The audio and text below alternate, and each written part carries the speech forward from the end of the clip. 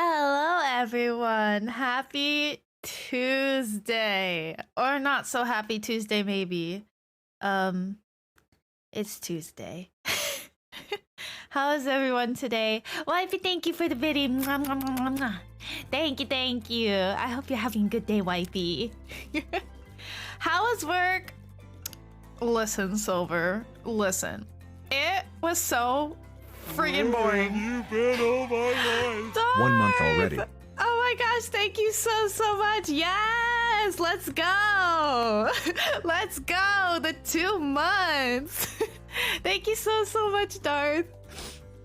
We happy to have you here. Hi, Jesse. Hi, Dank. How are y'all today? My God, today work was so boring. It just dragged on and on. Like I had hardly anything to do today. So it wasn't like a bad day necessarily. It was just really boring. Like really boring. It's been a while since I've been that bored. So it was meh. And then near the end I started getting a headache. But I did that. I used that stuff. I keep forgetting what it's called. The powder stuff. And my headache is gone now, so we're good as far as that goes. And on the way home, because I was so bored and because I had a headache, I was like, you know what? I'm getting myself Jimmy John's. So I had Jimmy John's for dinner, and it was delish. Why was it boring? Did you speak with the shrink wrapper again? No, I didn't. I hardly spoke to anyone. Good God. But you know what? I'm pretty sure, like, basically everyone, other than, like, the line workers, really didn't have anything to do. Like, it was just a very slow day. Like, we didn't get shipments in. It was just god awful. It took forever. But we're here now. We're here now. I've been waiting all day to stream. I was like, good God, please let me go home so I can go do something fun. Like, you know what I mean? Come on. Good God. Yeah, I got a sweet tea. So I think that stuff because a little bit of lemon, it's a lot more bearable if you take it with a mouthful of sweet tea. Like they pair okay together. I'm getting more used to the taste of it, so it doesn't bother me as much as that first time. But it does work really fast, so I really like it, and we're good now, so yay. That's true, we are lucky for that. We truly are. At least I got paid for it, I suppose, but good God, was it boring. But we're here now. Where have you been all my life? Where have you been? You're getting addicted to it. It does go well with sweet tea. It's true though, it's true. Listen, I'm starting to think it's something that, you know, once you've had it, the other stuff isn't the same, because it really does just work really well. Like every time I've used it so far, it's worked really well, but it does go well with the sweet tea. What's on my boob? I don't know what you're talking about. I don't see anything out of the ordinary there. What are you talking about, Dank? I think you need to get your eyes checked. You should schedule an eye exam. I don't know what you're talking about. I don't. But anyway. Anyway. Today we're gonna date some killers, I guess. Today we're gonna date some killers. Also, I don't think I said, good God, I'm like all over the place. Thank you for the 14 months, Silver. Thank you so much. 14 month-aroos, holy hell. That's a lot of month-aroos. That is several month-aroos, one might say. But yes, we're gonna date some killers today. We've got 4 options, y'all. We've got the Trapper. We've got the Wraith. We've got the Spirit, and we've got the Huntress. Who would you guys go after? Don't make my mistakes and strip for the Trickster. Listen, it's too late. I can't believe they wouldn't put him in this game. How cruel. Truly cruel. Maybe one of these days, Silver. Maybe one of these days. Hey, you know what though? This isn't the same. But I like not so long ago I added that like cooking simulator game to my wish list because it looks so ridiculous. So I would like to play that on stream sometime. I considered doing it this week, but I was like, I don't own it yet and I have to buy it. So let me play stuff I already own. But yeah, y'all, I really don't know who I want to go after here. I mean, they all look good, you know? And in a sense, they're all my type. As y'all know, I love a good bad boy. Bad girl is just good as well. Need that. Is there a surgery simulator? Oh, good God. I can only imagine. Listen, I wasn't very good at what was that game? What's that game where you where it's got like the little bones and stuff in it and you get little tweezers and take it out, but the edges have like a buzzer thing if you touch them? What the hell is that game? I'm revealing my age. Operation, yeah. Is it like that? That game used to piss me off because I wasn't good at it. I don't have very steady hands. Especially now because my medicine makes my hands shake pretty bad. So I'm not too good. Check it out on Steam when you get the chance. It's funny. Yeah, that's a good word. I'll check it out. I really love all these like simulation games. They're really fun and just like ridiculous, and they're just always a good time and always hilarious. That's why I'm really excited to play the truck simulator this weekend. Y'all are gonna watch me crash everywhere. It's gonna be an absolute train wreck. I'm gonna turn that game into like Grand Theft Auto. But we'll get there when we get there. Today, we're getting hooked on love. I am super duper excited for it. The only thing that's unfortunate is I don't have one of those wheel things, which I feel like would really, you know, just add and make it more immersive, but unfortunately we don't have one of those, so we can't do that. But I am very excited regardless. We'll understand why Francis demands a lot of money. You bet your ass you will. All right, without further ado, let's jump in. Is the game sound all right, you guys? Is it quiet? Is it too quiet? Hopefully it's not too quiet. You can call me Minty. And let's do this. I'm very excited, but I don't know who I want to go for. I just don't know. Hi Ace, how's it going? How are you doing today? Is it a good Tuesday or a bad Tuesday? You're quaking. Same, Dinky, same. Same AF. I love the music though. We dancing. Oh, oh, ooh, oh. Oh.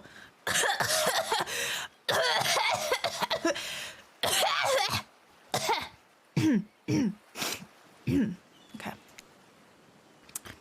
You wake up on the beach, soaking wet, salt water stinging the insides of your throat, as if you'd nearly drowned. Thank you for the hydrate. I don't know, I just had a little something in my throat, I guess. Sheesh.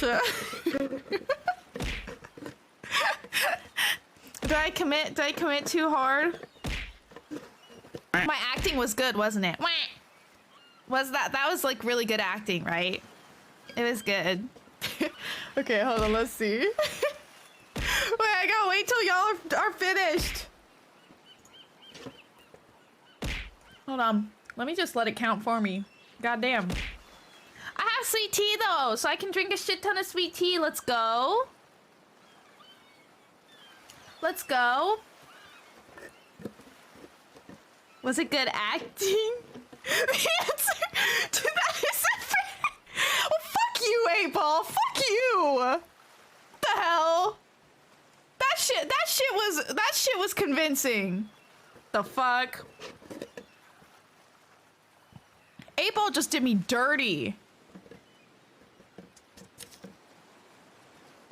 Damn. Wait, I don't want to drink all my sweet tea at once. We'll have a little bit of water mixed in.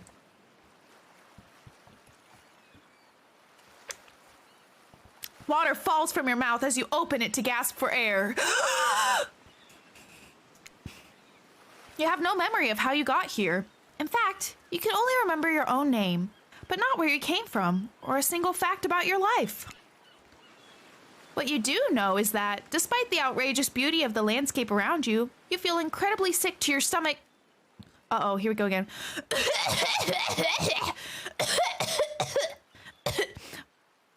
My parents are gonna think I'm dying. They're gonna be like, what the fuck is happening? Is she choking back there? Like, what the fuck? I know, like, damn. Sheesh, didn't have to do me like that, 8-Ball. This is what I'm saying. The 8-Ball has always had some shit against me. Rude. Wow, really went down the wrong pipe, huh? You need a minute, or can I go on? Because I can give you a minute. We've got plenty of time. Endless time, really. Oh. An eternity, if you catch my drift. Oh, I catch your drift. Whoa, not now, Ocean. Sorry, Minty. May I continue? Please, go on. Okay, then. As I was... Oh, God. I'm gonna tear up my throat.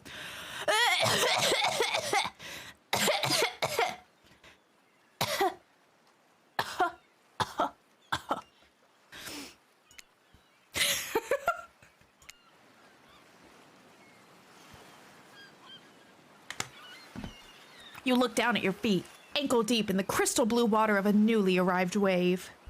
Hold on, let me clear my hydrates. Ow! Good God, that'll wake you up. Jesus. This is hooked on you or cuff on you? You tell me. I guess we're gonna find out. As the water recedes back into the ocean, it reveals a grotesque discovery. Oh my God. Oh my God. A decomposing face stares up at you from beneath the sand. All you can do is vomit. A stream of dark bile, bugs, worms, and other ick. Questions race through your mind. Where are you? How did you get here? Who is behind this incredibly charming and well-spoken voice in your head? However, answers don't come easy. Your mind is completely blank. It always do be like that though, but... Oh shit. What will you do? Run. Close your eyes. Dig up that face. Oh God. Well, I don't really want to dig it up, I don't think, but we'll close our eyes. You close your eyes. This must be a nightmare, right? This is not happening. This is not happening. The mantra centers you, and you're briefly able to find peace. The lapping waves go silent, and for the first time in your entire life, it feels like you're in control. God damn. This is outing me. Oh shit. When you open your eyes, oh, what's there? What's there? You're in the exact same place, except now that disgusting corpse face is smiling at you? Aw, I made it smile. Even the dead have a wondrous time on our island. I promise. You will too. Don't worry. You're going to do just fine. We wouldn't want anyone else. Well, that was sure weird, that voice again. Do oceans normally talk? Your memory isn't right, but you're pretty sure you remember learning as a child that oceans do not speak directly to people in spooky terms. Yeah, that sounds about right. Those are some beautiful lights. Hell yes. Your mind doesn't have a chance to linger any longer on your current situation, as you feel something soft bump into your foot. Ooh, what is it? Oh my God, it's a a volleyball with a little bloody hand. Yes. It is weird, isn't it, Silver? It is weird. Thank you for the hydrate. Thank you, thank you, thank you. Thank you, thank you, thank you. You stare down, frozen. A voice calls out from behind you. Ooh, who's it gonna be? Little help, please. Mommy? You turn around, and when you see what's waiting for you, your jaw just about hits the ground. Oh, God. Auga! Auga! Sheesh! Auga! Good God damn! Woo! Stop it! My face is getting red. Sheesh! All at once? I didn't think they'd all come out at once. How you gonna do that to a girl? Four gorgeous monsters stand halfway between you and a well-tended volleyball court. They did not have to go that hard. Seriously. Seriously. Bar food, please. Wasn't the bar food disappointing, though? What is what? What? What is what? What, huh? What? I love that the trapper has blood-covered hands. Just so iconic. Each of them oozes with undead energy, a magical aura reaching out and penetrating you via your eyes. I love this dialogue. This is great. Your heart begins to race. Curiosity, fear, desire. You can't help but stare at these casually dressed, let's call them killers. I don't know, not to be judgmental, but that's just the energy they put out there. So many competing feelings rush through your mind at once that you are completely paralyzed. Hello? There are weird days, and then there's this. All you can do is look down at the ball and back up at this monstrous lineup of, well, literal monsters. Sexy-ass monsters, though. True that, true that. What do? Toss it back, kick it back, say no thanks. Say nothing, do nothing. Toss it back. Ooh, I bend down. Ooh, shit. Am I bending and snapping? You bend down and grab the ball. It's warm from sitting in the sand on this beautiful day. When you give the ball a toss, it arcs beautifully through the air and lands right in the huntress's hands. Not bad, stranger. Oh, stop it, mommy. Huntress's muscles rip as she grips it in her hand. You look her up and down and consider what it might be like to be held tightly in those strong arms. Warm, perhaps. Maybe a little sweaty, but that's okay. It's natural. Try hard much? Blah. They're speaking directly to you, but you still can't bring yourself to reply. You're entranced. Oh, believe me, you don't want the bar food I had.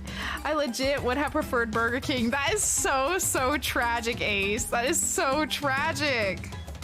When you snap out of it, you realize that everyone has gone back to the volleyball court. Well, shit, that's it.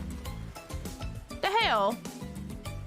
Alone again, you look across the beach at these strange residents who casually bat a volleyball back and forth, happily ignoring your intrusion into their private beach. But what happens if the volleyball hits one of the spirit's glass shards? Then it's gonna pop. Should you be frightened? Worried? Excited? I did refer to them as killers, not to give too much away. But at the same time, damn, they are looking very appealing in their own way, and nobody so much as lifted a blood-soaked finger in your direction. Don't be scared, Minty. You were made for this. Hell yeah, I was. Well, geez, if the spooky ocean voice says not to be scared, I'm sure it's all going to work out. Surely, exactly. That's what I'm thinking. I actually like VK though, as long as I get an original chicken sandwich. Those things are fucking delicious, Ace. Ugh, it's like trash, but it's good trash. You feel me? It's good trash. Fucking delicious. With no good reason not to, you decide to head over and see what happens next.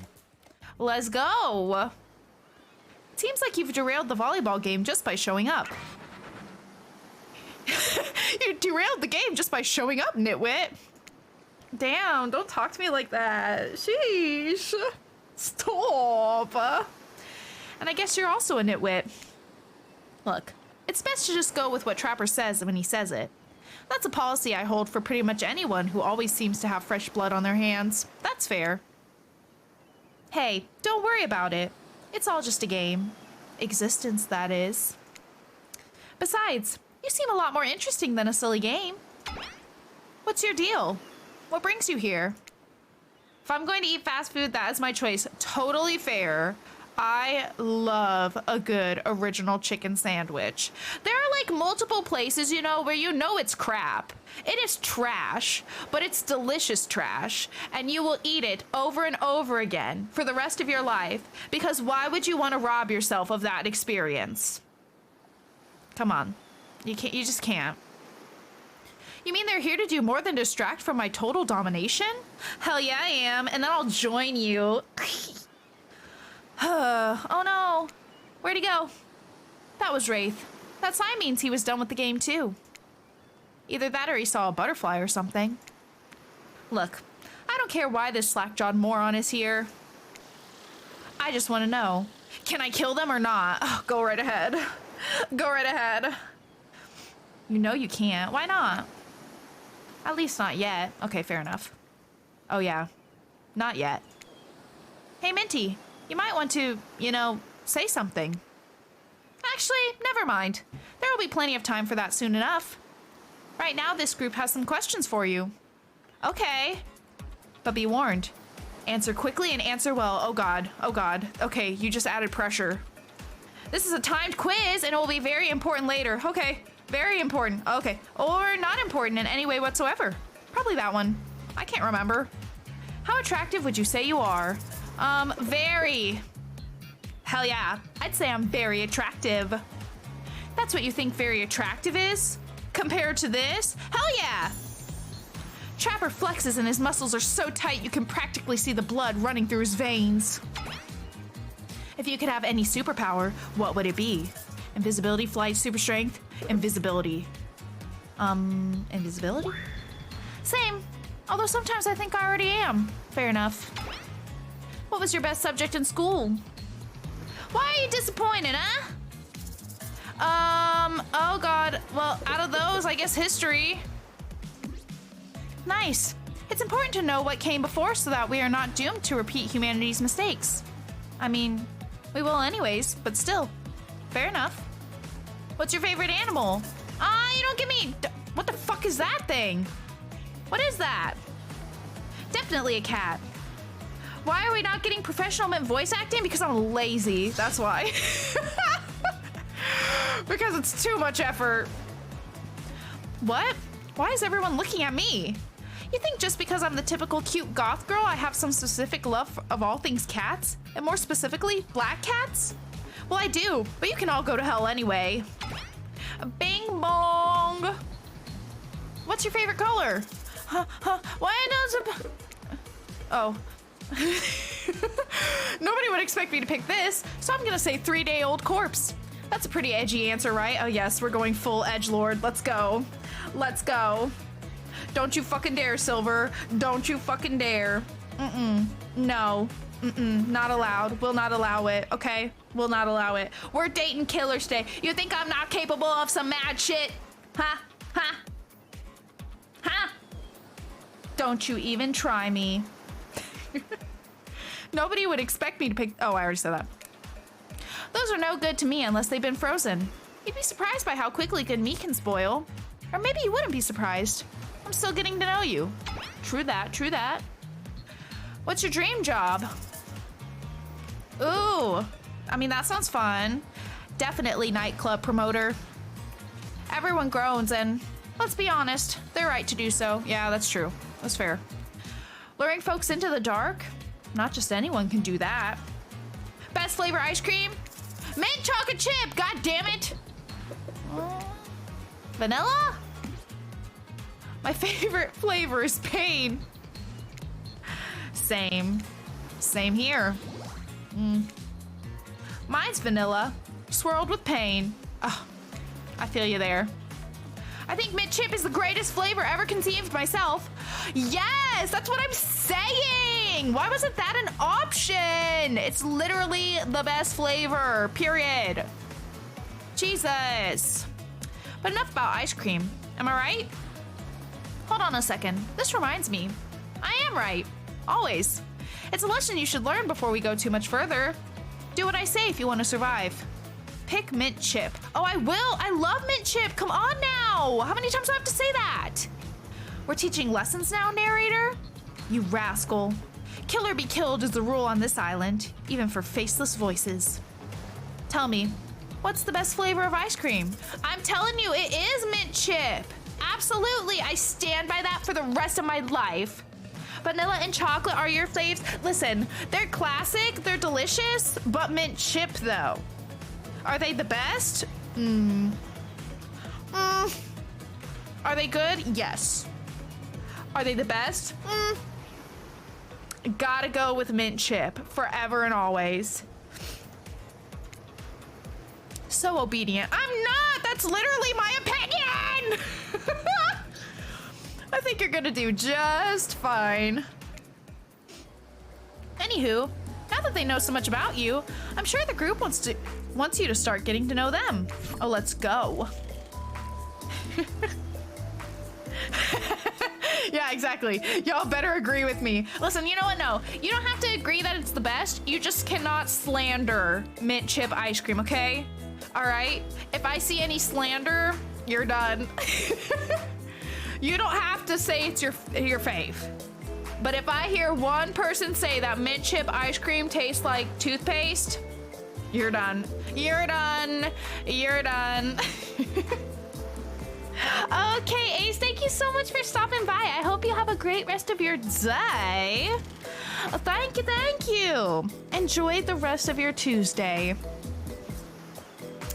I'm Trapper. I pretty much run things around here. I'm the smartest, richest, strongest person on this whole island. I don't like losers. If you want to know what a loser is, say hello to Wraith. Damn. Hi, I'm Wraith. I'm nothing like everyone else. Oh, are you not like most guys? You're not like other guys? I like nice people and loathe big dumb idiots. Fair, fair, fair. Hey, what's up? I'm Spirit. I don't like most things. Also fair.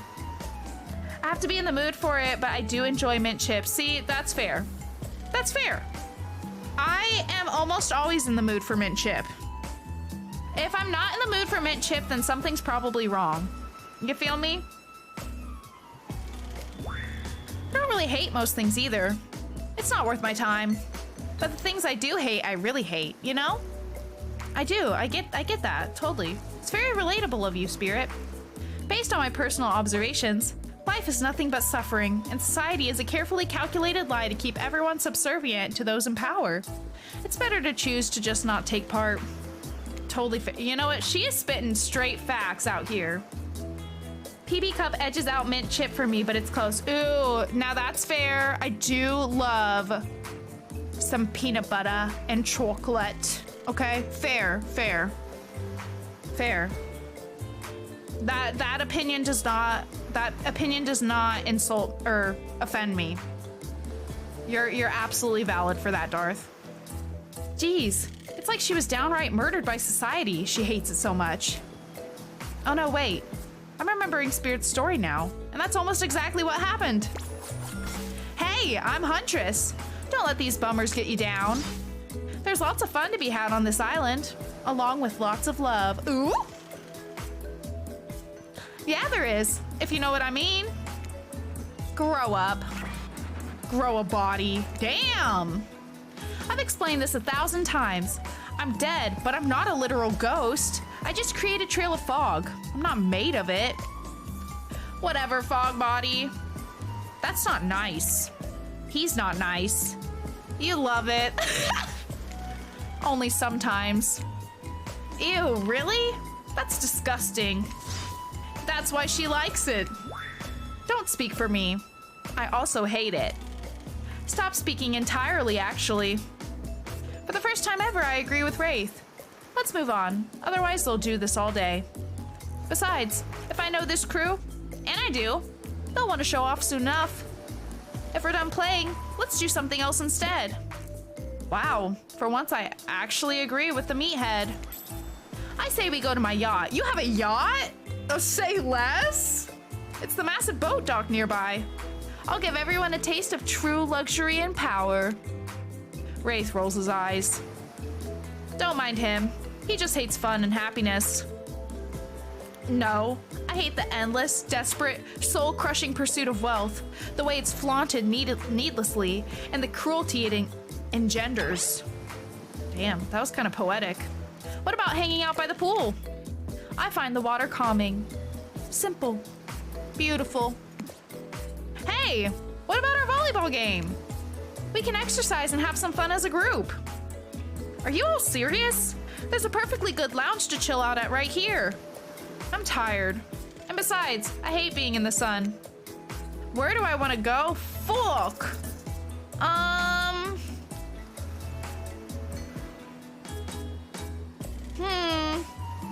I don't think I want to do volleyball or the yacht.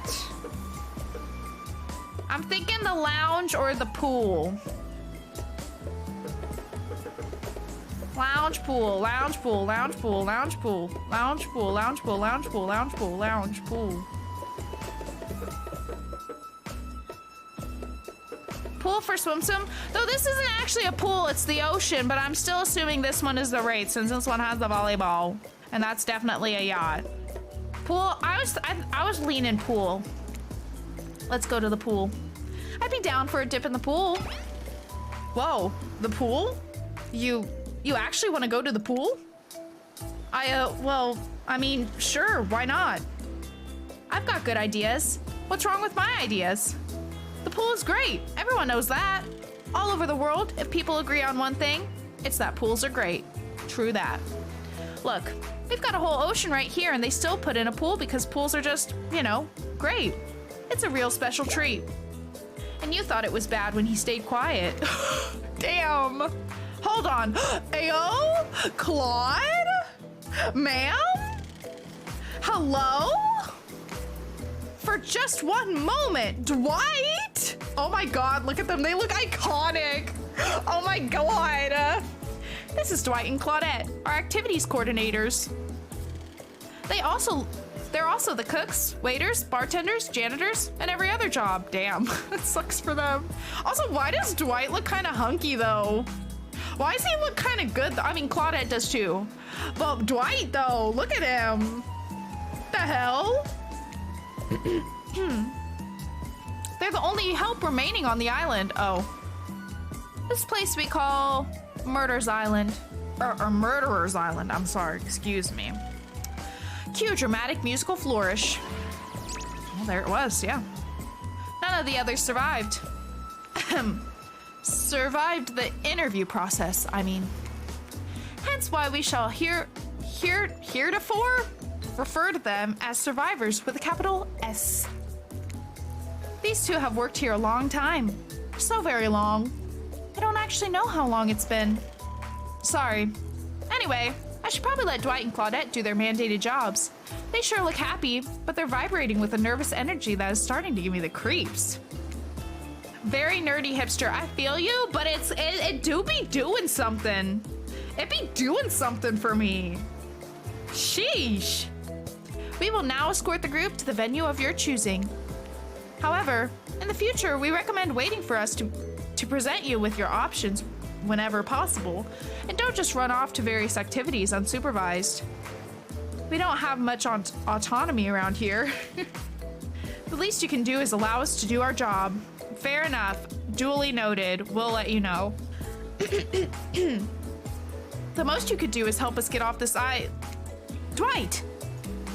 Yes, pardon me. Please follow us. Hey, narrator? Yes? Something I can help you with? Those two, Claudette and Dwight. Did they just start to mention something about wanting to escape? Is escape an option? Should I be trying to escape? Escape? Them? Oh, no. I think you're mistaken. It seemed like Dwight was asking for help to get off this island, though. Oh, right, that. Yes, that's true. He was. But he just meant that he wants to get to the other vacation island getaway.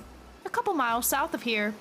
It has much fancier accommodations than this island. Hold on.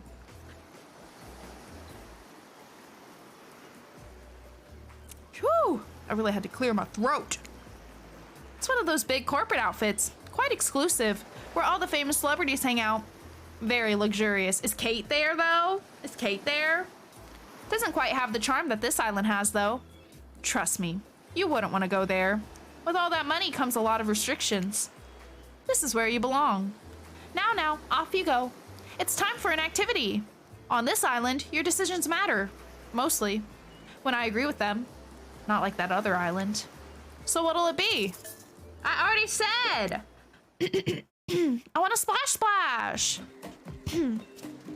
Wraith moves ahead to the pool at a pace that could almost be considered jaunty if a creature so lanky they appeared to be made entirely of elbows and ankles could jaunt. What's going on with the Wraith's face? Is that a smile? Is that what a smile looks like when he does it?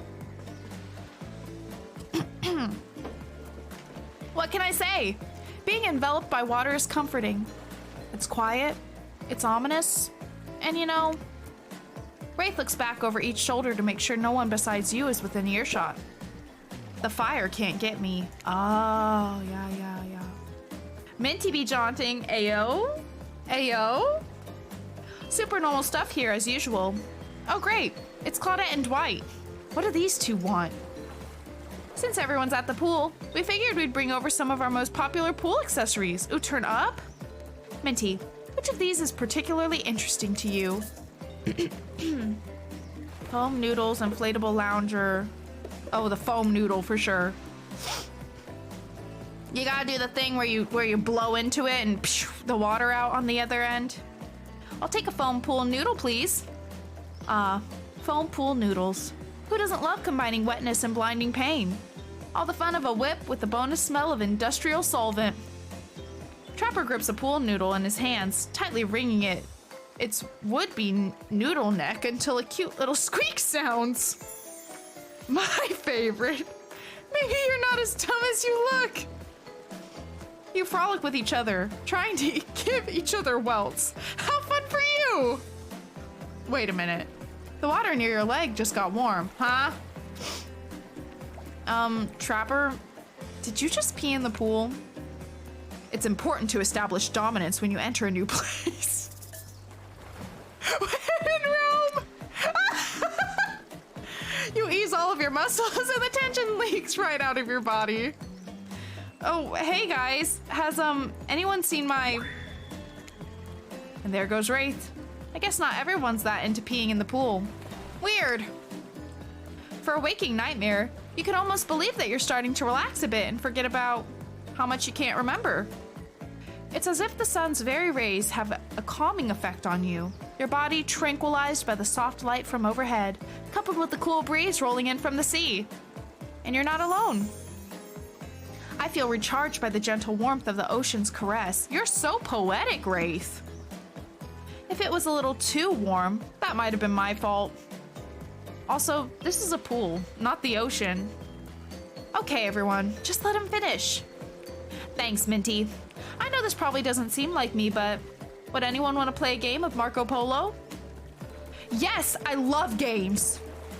I'll go first. Someone blindfold me. Of course, Trapper has a blindfold ready to go, as I would expect, yes. It's as if he had it in his hands before you even spoke. Ugh, did he just wink? And did you just bite your lip? Good thing you're getting reined in, because it sure seemed like you were about to act up. Oh my god! Minigames consist of 2 parts. On top, a pointer which rotates in a clockwise direction. And on the bottom, a target you're going to be pointing at. Okay. Sometimes the target is immediately visible. Sometimes it's hidden until the pointer arrives. Press the spacebar to stop the pointer while over the target to win. Fail to land on the target and you will lose. To achieve a perfect success, land on the start of the target area. Wait, is that like when the arrow is on it, you mean? Yeah, I guess. I don't know. I don't think I really understand how this works, but we'll just do it. Away we go. It's time to feel around. Go get him, Tiger. Oh, for fuck's sake. Oh, nailed it. Ooh. It was okay. Oh my god, it's like spinning out of control. Fuck. Well, at least it was a little bit in there. Oh my god. well, oh my god. Ooh, not bad. That was pretty good, Minty. No, it wasn't. Don't lie. Just ignore him. You've just been thrown into a very weird situation and, you held your own. I respect that. That was a good game. I say we celebrate by throwing this waiter whose name I forgot into the pool. Defend, Dwight, or have some fun. Have some fun. Hilarious! Bullying truly is the gift that keeps on giving. You grab Dwight's legs and help Trapper give him a heave-ho. You know what? Sorry, I can't pretend to support you on this one. Only Trapper is this sadistic. I know it's all in good fun or whatever, but not on my Murderer's Island. Yeah, that's right. This place is called Murderer's Island. But that doesn't mean we're cool with bullying. You're on thin ice, friend. I'm no expert, even though as an omnipotent narrator, I should be. But I think that means it's time for the next activity. All right, let's do this. Seems like the next activity is mealtime? How quaint. You were expecting what? Capture the flag? Do you know how complicated it is to run a game like that? Much more so than sitting and talking. You arrive at the cookout area to find an assortment of picnic tables scattered around. What were you expecting? Some kind of grand hall with a huge banquet table? This ain't some prestigious fantasy epic like you'd find on cable. Dwight and Claudette usher you to your seat, but there's very limited seating directly around you. And, oh great, terrific. It seems that everyone wants to sit next to you. What can I say? I'm in high demand. Even better is that they don't want to sit next to certain other people either. To start, no one wants to sit next to Trapper. Meanwhile, he refuses to sit next to Wraith or Trickster! Oh god! Yeah, I am surprised! Oh my god! Oh my god! Oh my god!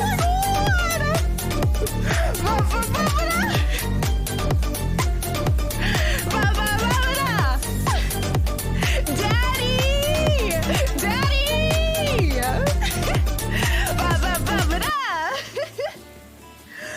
Daddy! Hey, Daddy! What the fuck? I didn't expect him to be here! What the fuck? Oh my god! Oh my god! Oh my god! I can't! Hey, Daddy! Daddy!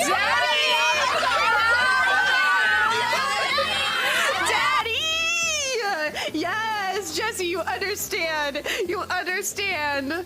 Oh my god. Oh my god. I can't do this. I wasn't prepared. I wasn't prepared! Don't make your mistakes. What do you mean? What do you mean? What do you mean?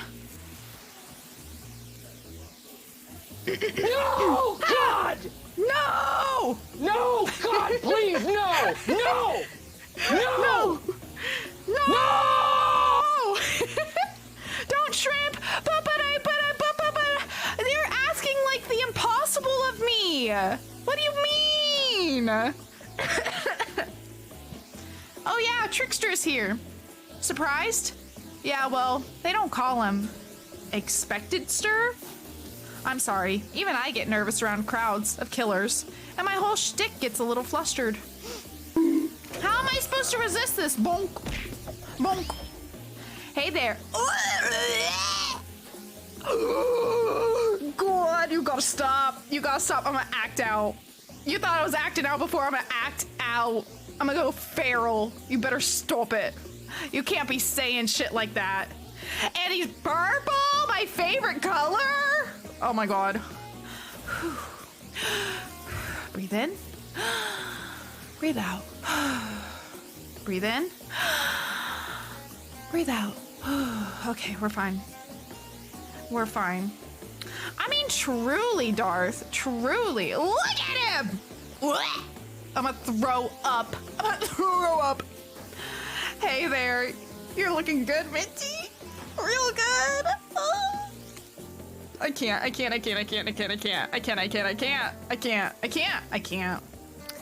And we literally can't let Huntress and Trapper sit together. No, seriously. Their arms are too big. They can't fit at the table if they sit side by side. Look at this. We can't even fit everyone on screen at the same time. You probably think it was an error, but it's not. It was completely intentional, really. Let that be a lesson to you. Every error you think you see is a choice. Got that? Got it. Yeah. So you're telling me I have a choice? Yeah, you're telling me I have a choice to go after the trickster? Also, is his little bat like a blow up little thing? It's like a little inflatable bat. That's so cute. That's such a cute little detail. Okay, Dwight and Claudette are directing traffic. You sit on one side. The rest of them will sit opposite to you. Huntress and Trapper can sit at the ends with their enormous sexy arms. Now that everyone's seated, we can begin dinner. Tonight's meal was prepared slowly and carefully with both love and hate for 12 hours over a spit. We hope you all enjoy. We really, really hope you do. He looks like he's crying. Are you okay, Dwight? Hey, you didn't actually tell us what you were serving. What are we eating? It's meat. Meat? Seasoned with a specific number of special herbs and spices that we simply can't divulge. My favorite! Meat is good. Meat is murder. Which you'd know, considering what you've been up to. Who are you to get judgy now? I'm just sharing facts. And you need to murder something to eat its meat, so that's, like, technically true. Technically true is the best kind of true. Okay, enough yapping. Let's eat. Hey, Minty, you thinking what I'm thinking? It's gonna be a person on that spit, right? Or several parts of overlapping people, perhaps. I haven't seen many pigs wearing palm tree button-down prints, you know? Yeah, same here. When you look closely at the spit, you spot what definitely appears to be scraps of fabric sandwiched between some layers of meat. I think I might be sick. Is there anything else to eat? This took 12 hours. And we do literally everything on this island. Actually, there's one thing you're not doing today. You're not carving up this delectable meal. Wow, he's right for a change. Because I am with my broad axe. It's the perfect tool for easily chopping anything in twain. First, who says twain? Sometimes I swear it's like we're all from completely different historical eras. Second, I'll handle this with my cleaver. Fast, powerful, and clean. At least it's clean when the meat is cooked. No blood. Ugh, you two and your ridiculous bicep swinging contest. Enough! Grow up. Obviously, my gorgeous katana is the only option. Obs. The hell it is. Oh, I'll show you both my katana and send you to actual hell if you'd like. Oh my god, look at her. Oh my god. Mommy, stop. Please stop. Please. I hate when we fight, or talk, or even when we look at each other in the eye. I can do it. I have the skull of Azarov. Wah. Great. Instead of slicing it up, you can club it to a second death. Hey, Minty. I know this isn't what you want to eat, but hurry up and volunteer to carve up Felix. I mean, dinner. Oh. Otherwise, this will go on for hours. No hyperbole. God. They once argued over who had the most effective weapons. For 72 hours straight. And it doesn't matter which one does it. When they're done, they will take even longer cleaning their weapon, all while explaining the value in maintaining your tools. Well, that's fair, though. Despite being a bunch of cold-blooded killers, for some reason, they're always terrified of tetanus. That's fair. Hey, why don't you just let me carve up dinner? Splendid idea. We'd hate for it to get cold. He hated when it got cold. Here's a machete, freshly sharpened. Oh god, here we go. Minigames consist of 2 parts. On top, a pointer which rotates. Is it gonna be the same thing? Okay, okay.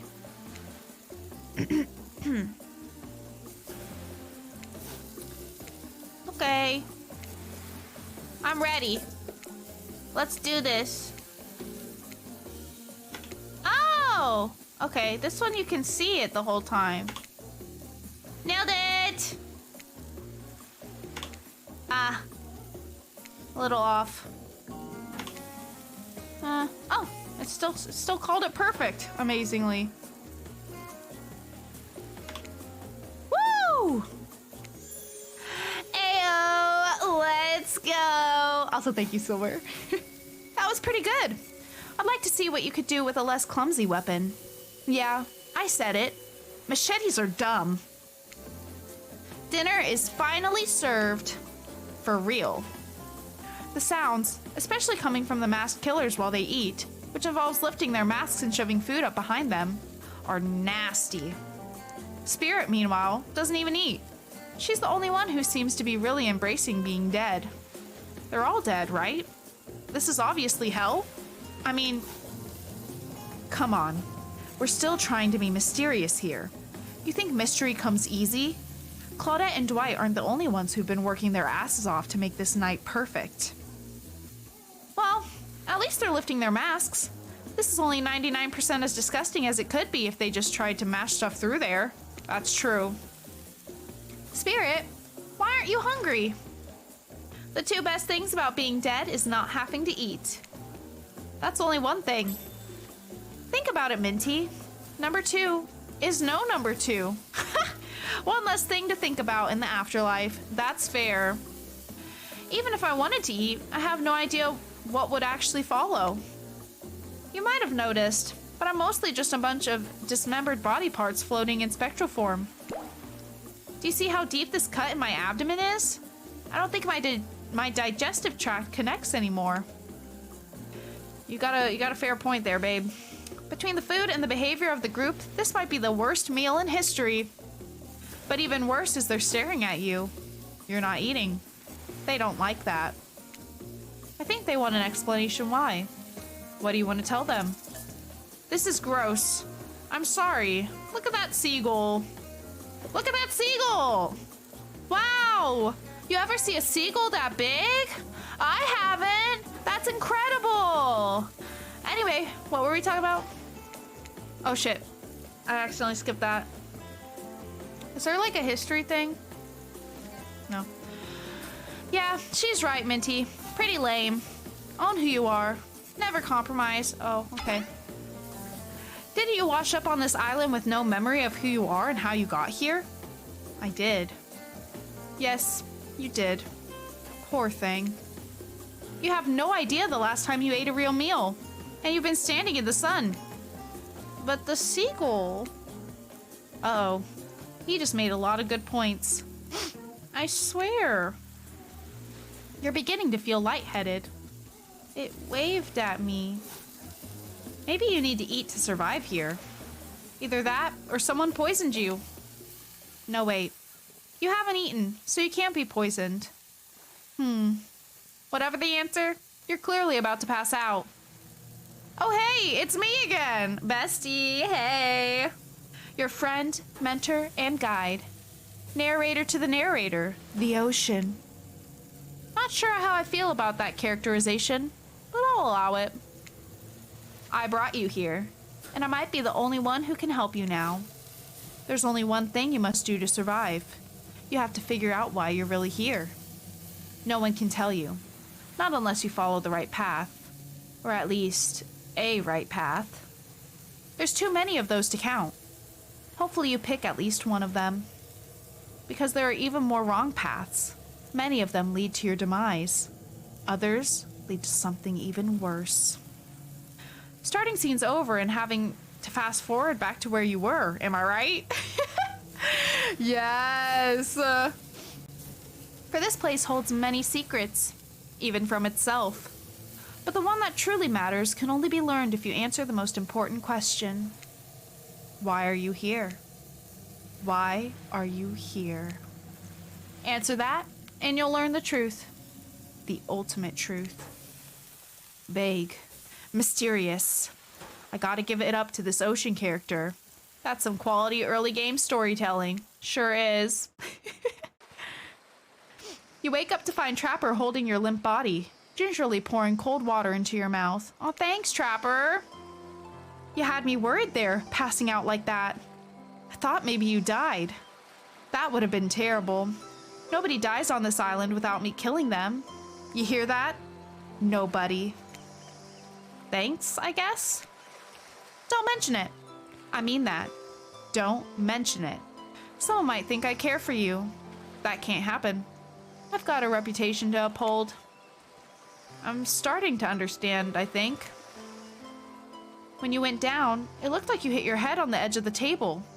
If it were me, the table would have been the one to crack open. I'm sure it really hurt you, though. So I figured a little ocean air might help you wake up, and I brought you down by the water. Well, that's really thoughtful of you. What? A magnificently muscular, wealthy, artistically gifted Adonis can't also be thoughtful? Don't answer, because it's obvious. Adonis was a pussy, killed by a boar. Get out of here with that garbage. I do find myself in an unusual position, though. Despite the overwhelming probability that I'll eventually find myself standing over your lifeless corpse, I don't want you dead just yet. So I'm here to talk to you, like a regular human person. Well, turn up.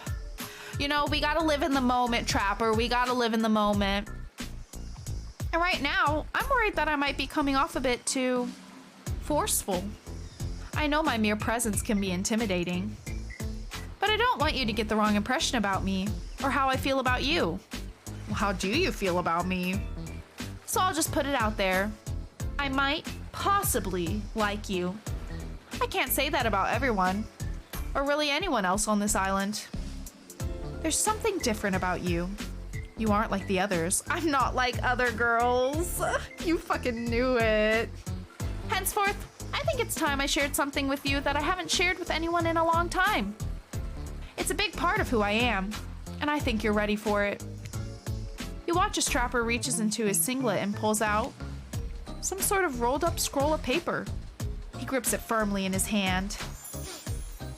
Who's my preferred character to date? God, I don't know yet. I think I'm most interested in either the Wraith or the Spirit. But I'm enjoying all of them. They're very funny. They're all fun in their own way. It's one of my sketches. I don't know if you know this, but I love to draw. The arts have always been a passion of mine. I love that. Would you like to see it? Yes! Yes, I'd love to. I'm so excited you're ready to share this with me. Trapper does not unroll the paper and show it to you. He simply stares at you and watches your smile soften and fade. And the longer he stares at you, the closer he seems to get. What an interesting response. You didn't like it? Thanks, I hope. Trapper looks at you, a piercing look even through his mask. He smirks, but it's not clear why. Then he turns and leaves. What the hell? I wanted to see it! Just as things are really heating up, you hear a flurry of footsteps behind you, and you quickly spin around, ready to fend off whatever new danger has popped up on this strange island. Oh, only to find that it's Dwight and Claudette sprinting across the beach, clipboards in hand, which they're waving in the air above their heads. It's very important that we stick to the itinerary and attend each event as scheduled. All right, what's next then? Playing sick for cute flirt points was not a part of this evening's activities. That's strictly slotted in for after campfire story time. At this rate, we'll be late. Playing sick? No, no time for excuses. Damn, Dwight. Well, there is, but that's scheduled for after what comes after the flirting. Go, go, go, go! All right, let's go.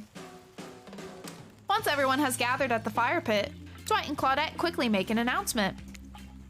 We're not going to blame anyone in particular, but someone, and we're not going to say who, so don't worry, you, hasn't been sticking to the schedule. That means that we're behind on time for evening activities. And we'll only have time for one person to share their special spooky nighttime story.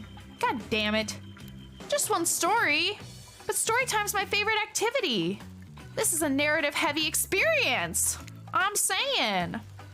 You're telling us that only one person gets to share? How will we decide who? Oh, great. We have to decide as a group. That never goes well. Whoever did this, step up now. I swear I won't be angry. I'll merely chop your head clean off. No fuss, no muss. Voice trembling, you realize this is probably it for you, but you embrace your fate. Sorry, everyone. I think they're talking about me. To be honest, I still don't understand how this whole schedule thing works. I guess I lost track of time while I was passed out. Been there before. Even though it's taking some pressure off of me, which is an absolute dream come true. Is it really fair to pick on the newbie? Seriously, has anything here ever happened on schedule, even once? Damn it, Donald. If you try to flex that authority gimmick one more time, so help me. I'll snap your head off so quick, and then I'll drown you in his blood, Cynthia. Fuss and Muss are back on. You two know I love to hack, slash, and slice. We all know you love to kill. It's almost all you talk about.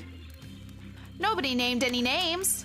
Who even knows any names? Not us. I renounce my name. Who's Donald? Who's Dwight? Who even knows anymore? Call me nobody. It actually changes their name to nobody. But we still gotta get started on story time, so... Minty, who do you think should go? Ah, damn it. That's a name. Please, pick somebody quickly so that this tropical vacation doesn't turn into a bloodbath. Oh god, Spirit, I guess. I choose you, Spirit! Whoa, whoa. This entire experience is being carefully crafted to avoid an IP infringement lawsuit. Let's be careful with the catchphrases, will ya? Really? You want to hear from me? I do. Spirit huffs and dramatically rolls her eyes as she gets to her feet in front of the campfire. Don't let her talk you out of it. She's great with ghost stories. I don't know where she gets it, but she comes up with the scariest stuff. Seriously disturbing, even to me. And I literally pulled a guy's skull and spine out once with my bare hands. Talk about bullshit stories. If everyone else is going to chit-chat, I guess I can just sit down and... Huntress's eyes go red behind her mask, and both Trapper and Wraith take their seat. They know when it's worth fighting and when it's not. Ahem. Well, I hate to break it to you, but tonight's story isn't scary. It's a romance. Too late now, though. I was selected, and so I'm going to tell my story. I call it The Prisoner's Kiss. Ooh. Ah. You notice that Huntress and Wraith are both sharing a giant tub of popcorn. Nobody offered you popcorn. It was a dark summer night. Warm rain seeped from the sky like blood from an old wound. Detective Hoda, a celebrated investigator and renowned hostage negotiator, was called to the scene of a strange occurrence, unlike anything she had ever seen before. When she arrived, the scene was chaotic. Crowds had begun to gather. A dozen other officers were doing everything they could to keep curious onlookers away. But how could anyone resist wanting to know more? For there, in the middle of a busy market, had appeared a giant box. Strange, alien in its appearance, and massive in size. No one knew how it got there. Was it delivered? Built on site? In such a busy area, how could something like this just appear? A mystery. It was as if conjured by magic. But this was no illusion. The huge box was very real, and someone was trapped inside. Spirit pauses her story to look from face to face of each audience member. She has no expression, but you feel her vibrating with energy. She's in her element. "Help me!" cried someone inside the box. It was a man, terrified, trapped, imprisoned, his voice trembling. By now, it was if every detective in the city was there, looking this strange structure up and down, inspecting it on every side. It didn't make sense. There were no doors, no windows, no fasteners or seams. It was completely solid and much too heavy to move by hand. Solid, that is, except for a single small slit, just enough to see the bloodshot eyes of the prisoner trapped inside. I don't know what happened. I woke up and here I was. I'm so scared. Please help me, cried the man, as if pleading for his life. No stranger to tense situations, Detective Hoda comforted the man. She used her training to calm him and buy time for other investigators. However, time did not bring clarity, only anxiety, as the night dragged on with no progress opening the box. She crying? Damn! And as the night grew longer, the seeping rain puddled on the ground. The man inside grew more desperate, more sad and lonely, more pathetic and in need of help. But Detective Hoda was no help at all. Powerless to save him, guilt began to weigh on her, like it never had before. Don't let me die in here, the man begged. Don't let me die alone. Stay calm, instructed Detective Hoda. You're not alone. I'm here. Hell, half the town is here. We're all in this together, and we won't let this be the end of your story. Looking through that narrowest of passageways, Detective Hoda watched her own reflection in the tear-filled eyes of this stranger, or this strange, sad prisoner. Together, they both wept in silence at the hopelessness of the moment. Promise? Asked the man. Promise that I'm not alone? Yes, she promised. I do. A simple pledge. She felt an instant connection like she had never felt before. Not to her family, not to her friends, not to any of the other hostages she had worked so hard to free before. And so, when the man's eyes closed and backed away, it didn't scare Detective Hoda, for she knew he would return. And he did, pressing his lips up to the narrow slit in this horrible puzzle box, repeating his question again, steam flowing from his mouth as he asked, Promise? Promise that I'm not alone? Yes, she promised. I do. And pressing her palms against the cold outside of the box, without truly knowing why, Detective Hoda leaned forward and placed her own lips up to the opening, letting her breath creep into this strange structure, allowing her warm lips to fall on this man's. It was a gentle kiss, a moment of compassion. She could feel in this brief contact the beating of her heart, pulsing blood through every inch of her body, matched beat for beat in this soft touch. Thank you, said the man, no trace of fear remaining in his voice, and he backed away into the darkness, disappearing in a single moment of eerie calmness. Get back! Yelled an officer, suddenly thrusting himself between Detective Hoda and the box, breaking a silence that would soon be filled by a... How do you say that word? Cacophony? Cacophony? Of whirring gears and clicking latches. A symphony of mechanical activity happening all at once. Something had triggered. As if an unseen lever pulled, and the side of the giant box began to slide open. Detective Hoda gripped her flashlight tightly and pushed forward into the foggy interior of the giant box. Her feet splashed in the puddled rainwater, her heart racing as she swept her light from side to side. And that's when her eyes landed on the man. Or at least, landed on what he should have been. There, in the corner of a box, was the pile of pieces. Like parts of doll, almost pulled apart, or... Perhaps that's just how Detective Hoda had to think of him in that moment to survive.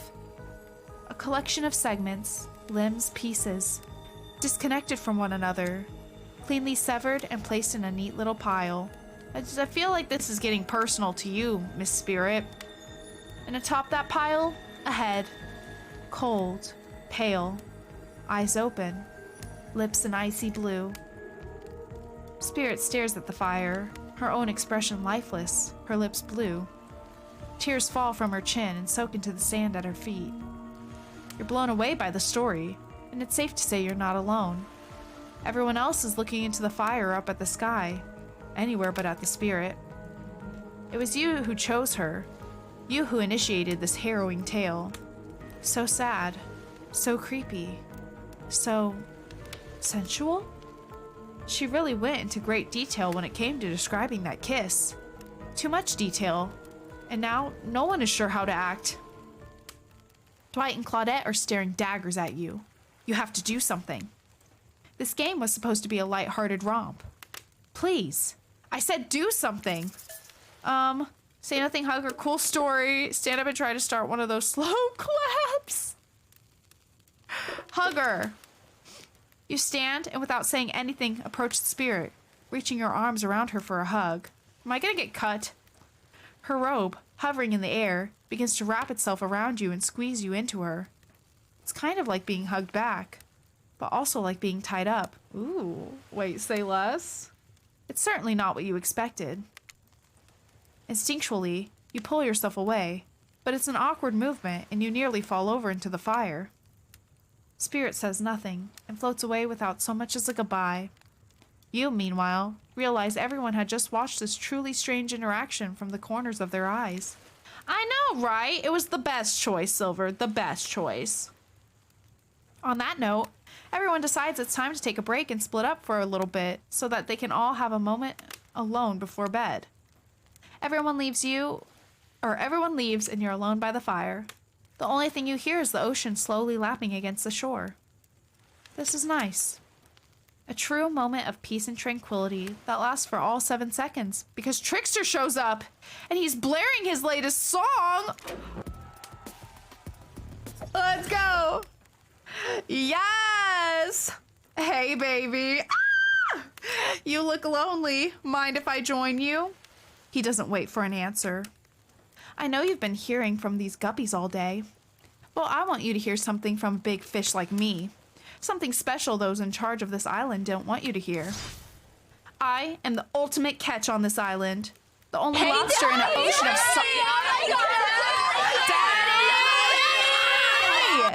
Daddy! Exactly, Silver. The only lobster in an ocean of sardines. No one can give you what I can. You just have to find me. Come find me, baby. Trickster leaves. You're a bit confused about what to make of his cryptic clues, but you aren't going to get any time to yourself to think about them just yet. Spirit approaches you. You know, I was watching you while I told my story. I could tell it was having an effect on you. This fog that follows me around. I could feel you breathing heavily, taking me in. You and I are both absolutely flabbergasted at that piece of information. Legit, you learn something new every day, even when you're a god. I mean, narrator. You're doing it again right now. You need to calm down. You should come to the hot tub with me. I would love to go to the hot tub with you. Dipping in hot tubs with the spirit? You've come a long way in a single day. I'm not saying you shouldn't follow her. An offer like that. Just don't forget our little talk. Is she gonna drown me in the hot tub? Honestly though, what a way to go if so. What a way to go. You and your storyteller friends slip into the water. It's just the right temperature for an evening dip. Plus, if some jealous shark comes along and manages to jump from the ocean into the pool, you're also pretty sure your killer companion can handle it. I just want to be totally clear. Even though that story bore some similarities to my life, it was not about me in any way, shape, or form. Not symbolically, not metaphorically, not any other ickily. I believe you completely. Sure, you were cut into pieces in your life, and so was the person in the story. A perfectly normal coincidence, I agree, I'd say so. Sure, you're on this island, trapped one might say, in a most puzzling place. Also a completely regular coincidence. And sure, his lips are blue, your lips are blue. Really? You'd call this blue? Searching for answers, hoping to find revenge. Okay, so the similarities stop there, I guess.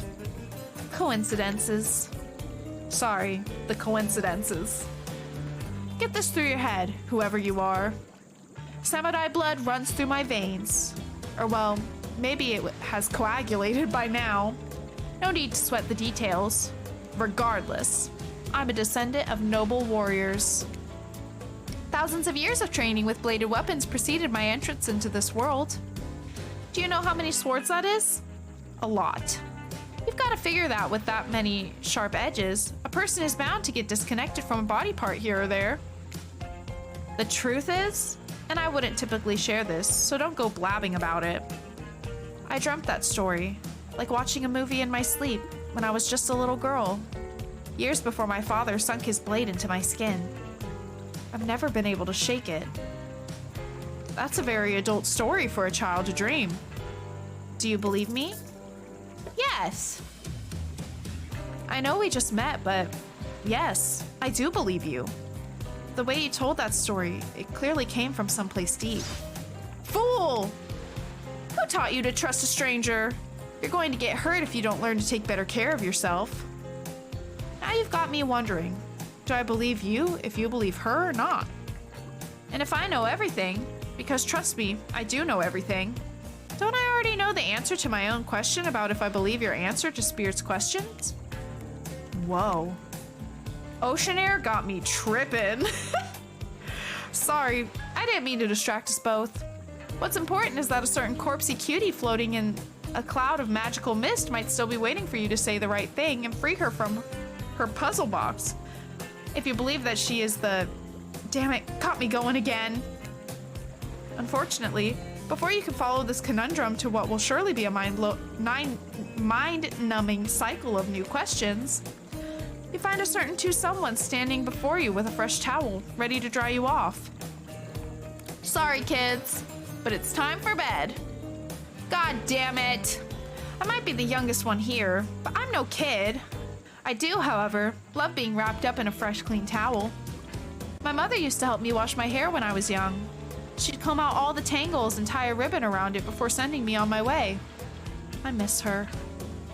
You watch as Spirit stares off into the distance, her hand gripping into a tight fist. She doesn't notice you're watching her at first. When she catches you looking, she turns away, roughly grabs a towel from Dwight, and then pushes him and Claudette aside as she floats off. Aww. You head over to the campfire. The heat is comforting on this chilly night. Looking into the crackling embers, you think about Spirit's story about the prisoner in the puzzle box. If you manage to escape this place, will you leave with your life? Or has it already been taken from you, and it's just a matter of time until you make a gruesome discovery? Before you can dwell too much on your fate, Claudette and Dwight arrive, their now familiar, creepy smiles stretching from ear to ear. It's a bit menacing to see a smile like that lit by firelight. We must apologize for the accommodations. We weren't prepared for another guest, but we're going to make you comfortable, or die trying. Thank you for the hydrates.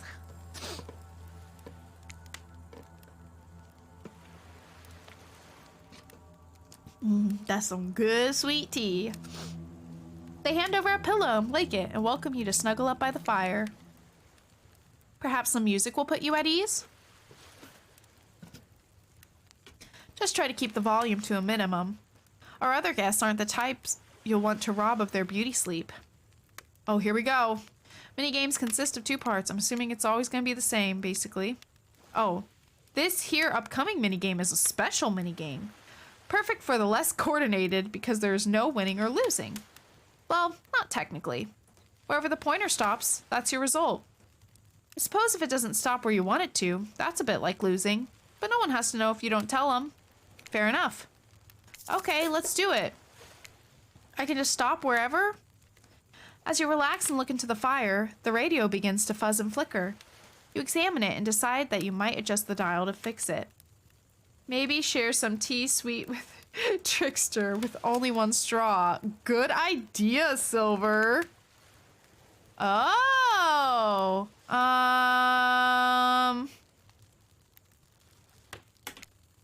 Sure. Why not? Let's see what's on this station.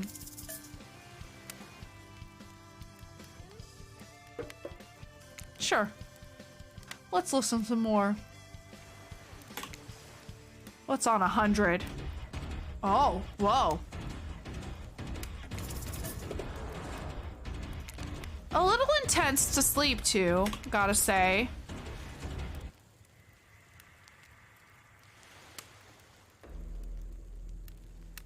This is more chill, but a little menacing. Oops, I missed. All right, let's talk about our community. For us, it means two major things. First of all, the community is you out there. It's you and everybody else, either playing the game or talking about the game. I don't want to listen to someone talk.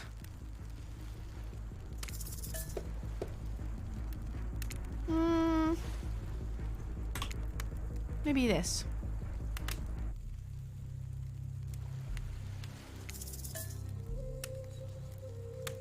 Ooh. It's kind of a vibe.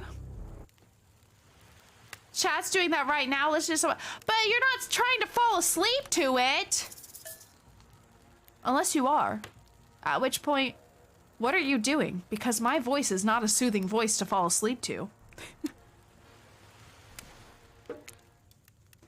No matter how many things you listen to, you still can't sleep. You decide to ask one of the killers to spend a little more time with you until you're sleepier. Who would you like to summon to your side as you lay by the fire? I feel like we haven't really had any time with Huntress, so let's do the Huntress. Huntress, are you around? I was wondering if I could get a little company. Huntress appears in an instant. You really didn't hear her coming. She's more than happy to tell you her secret for falling asleep when she's feeling restless. Oh. Ooh. If a Soviet lullaby doesn't work, this special mushroom tea has always done the trick. When I'm not coating the blade of my hatchet in it to ease the passing of my victims, I'm steeping it in a piping hot mug of water. Try it. You do. You finally start to feel sleepy. Except, maybe this isn't really a sleepy feeling. Maybe you're paralyzed. You try to keep your eyes open, but you can't. Darkness overtakes you. That's one way to fall asleep, I guess. The dark voice from earlier speaks to you again. It shouldn't still be as spooky. By now you've had a whole day of strange voices in your head, but this one is still undeniably odd. Look, I'm not saying that my feelings are hurt because you chose to swim in some pathetic little teacup when you could have swam in the vastness of a entire, me, I guess. I'm just saying that you've made a foolish decision and I won't forget it. My feelings aren't hurt. I just lost some respect for you, that's all. Oh. My bad, I guess. You wake suddenly to see someone looming over you. Hey! When you wake up, you find Spirit sitting beside you, reading a worn paperback. Oh, hey, what? Shh. Clearly, she's noticed that you're awake, but she hasn't actually looked at you. Seems like she's pretty focused on that book. Shh! It seems like forever as she stares at the page before finally shutting the book and setting it down. Oh, you're awake. Yeah, glad you noticed. Yeah, never mind. I saw you with the Huntress right before bedtime. I wouldn't tell you how to live your life, but if you ask me, you could do a lot better. It's completely by accident I even saw them over there. It's not like I was looking out for you or anything. This was simply the best reading light, and the text in my book is very, very fine print, so it's tough to read in the dark. Don't get the wrong idea.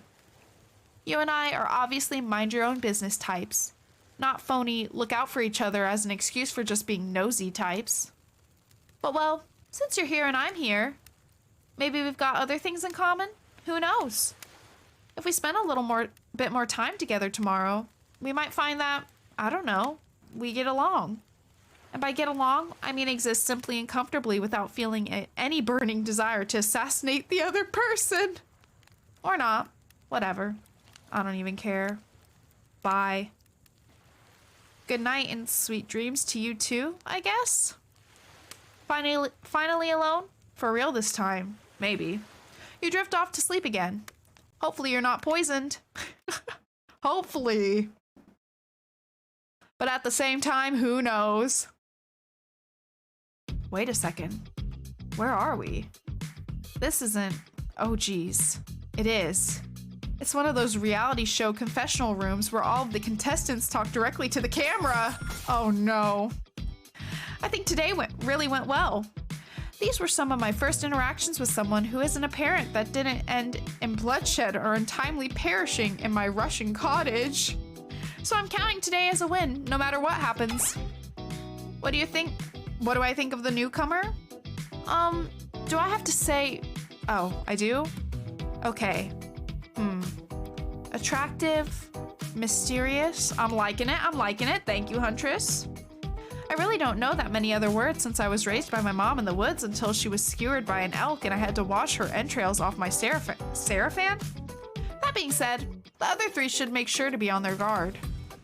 I don't know who this newcomer will want to spend time with tomorrow, but I, for one, will not let my guard down easily. Who knows about the others? Wraith, I think, knows more than he's letting on about this place, but he's a hard nut to crack. Meanwhile, Spirit is just screaming all the time. Major buzzkill. And Trapper...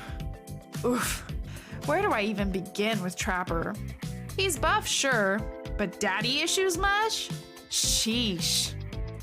Look, I don't need anyone. I've been perfectly fine on my own since my mother died. I eat a fine diet of raw deer, bear, and human, and I'm fit as a fiddle. That being said, something about this newcomer makes me think that I might be missing out on some huge part of this thing called life. If I'm being honest, I want to kill just about every person I meet within a minute of meeting them. Even the few people I can tolerate, I want to see suffer for a long time before I kill them. But this person, for some reason, I would like them to continue living. For now. One false step and, well, you know, everyone calls me Trapper for a reason, and they better call me Trapper.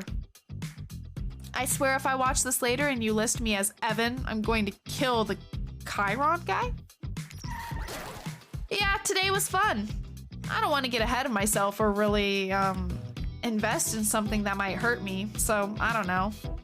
Maybe we'll just see how it goes. Or maybe they'll realize I'm not the one for them. They seem pretty smart, so that's probably what'll happen. I gotta learn to go easier on myself. Who could love me if I can't love myself? Have you ever felt absolutely nothing inside? It's fine. Fair enough.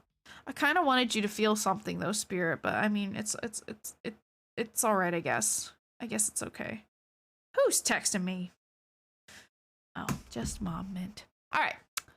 Open your eyes. The sun is shining. There's not a cloud in the sky. And you feel great. Totally well rested. You're not even suspicious of the fact that you fell asleep by the campfire but woke up several yards down the beach. Wait, are you on vacation? Was yesterday nothing more than a strange dream? No, not a dream. You really are here for another day. Why? I have no idea. You're obviously a weirdo. Speaking of weirdos, I see the rest of the gang is hanging out on the beach. This is definitely not a dream. I wouldn't rule out a nightmare just yet, though. At least they make for a sexy bunch, no? Yes! And talk about sexy. Here comes Trickster carrying coffee. Oh, God, you gotta stop. You gotta stop. Morning, beautiful. I thought you might like a nice cup of joe to start this incredible day off right. Oh, thank you. Looks delicious. Trickster seems suspiciously cheerful. I'm sure there's nothing nefarious behind his joyful demeanor, though. Everyone knows musicians are morning people. Yeah, for sure, for sure, for sure. I also want to wish you luck. Today's an important one. My only regret is that I won't be a bigger part of it. Budgeting issues. Also, I'm just swamped with engagements, especially on the other island. Oh, really? Trickster winks at you.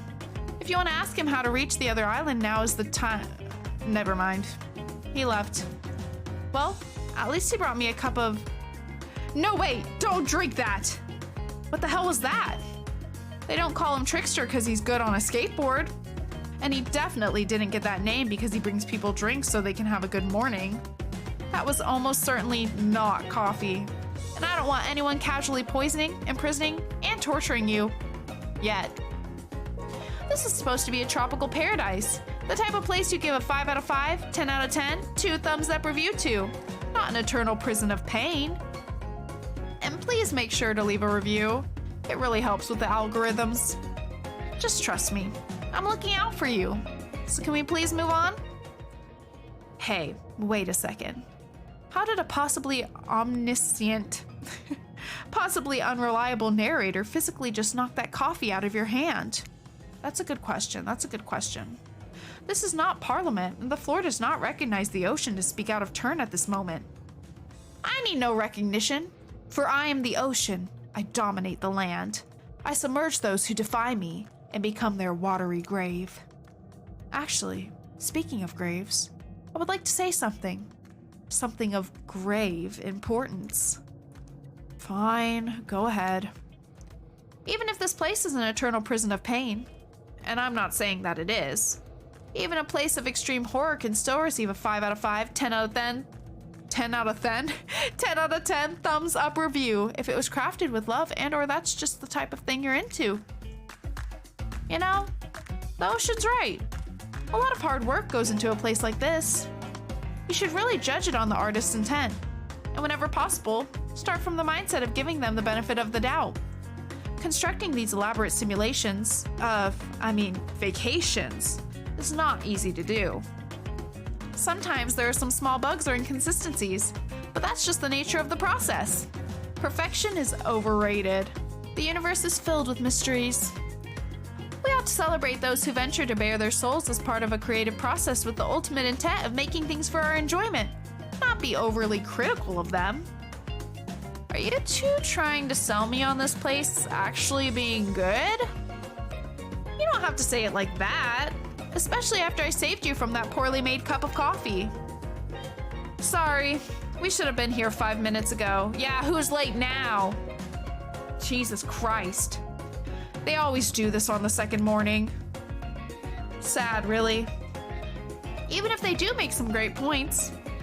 Oh, sure, they make great points. I agree. Can we please move on?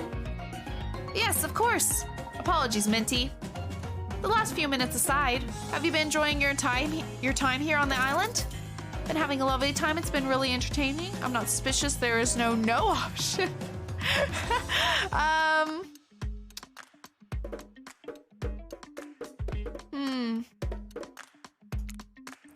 Yes, I'm not at all suspicious that there's no option here.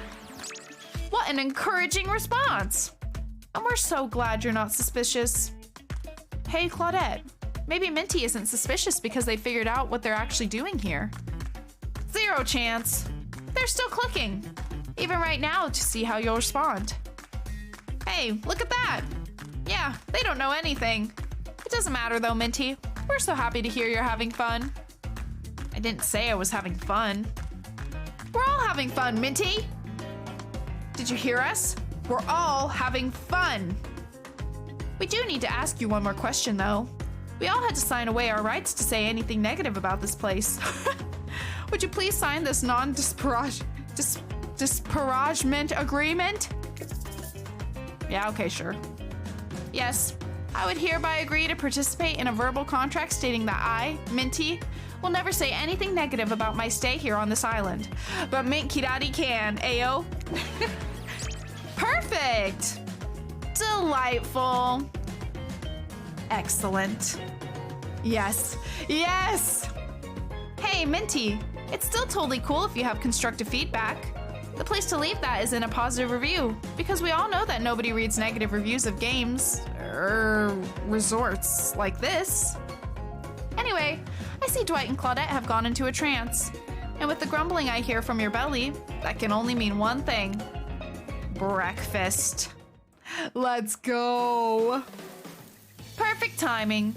Everyone rolls into the dining area to lard up those sexy little bellies with pancakes and bacon and... So much for maintaining these beach bodies. We're all half naked in a tropical paradise. Can we get some strawberries here? A yogurt? Magic powers will only get you so far. Even killers watch their sodium intake, as they should. You take your plate and sit down, thinking about yesterday and the whirlwind of feelings you've experienced. Danger, dread, disorientation. It was like going through puberty again, except all in one day on a beautiful and mysterious island. It looks like you're not the only one doing some introspection, though. Trapper stands up to talk about how his day went, in case anyone was wondering. Personally, I wasn't. I'll be honest, I didn't expect you to survive yesterday. So, congrats, I guess. Whether you survive today is 50-50 at best. Good luck? Well, that was bizarre.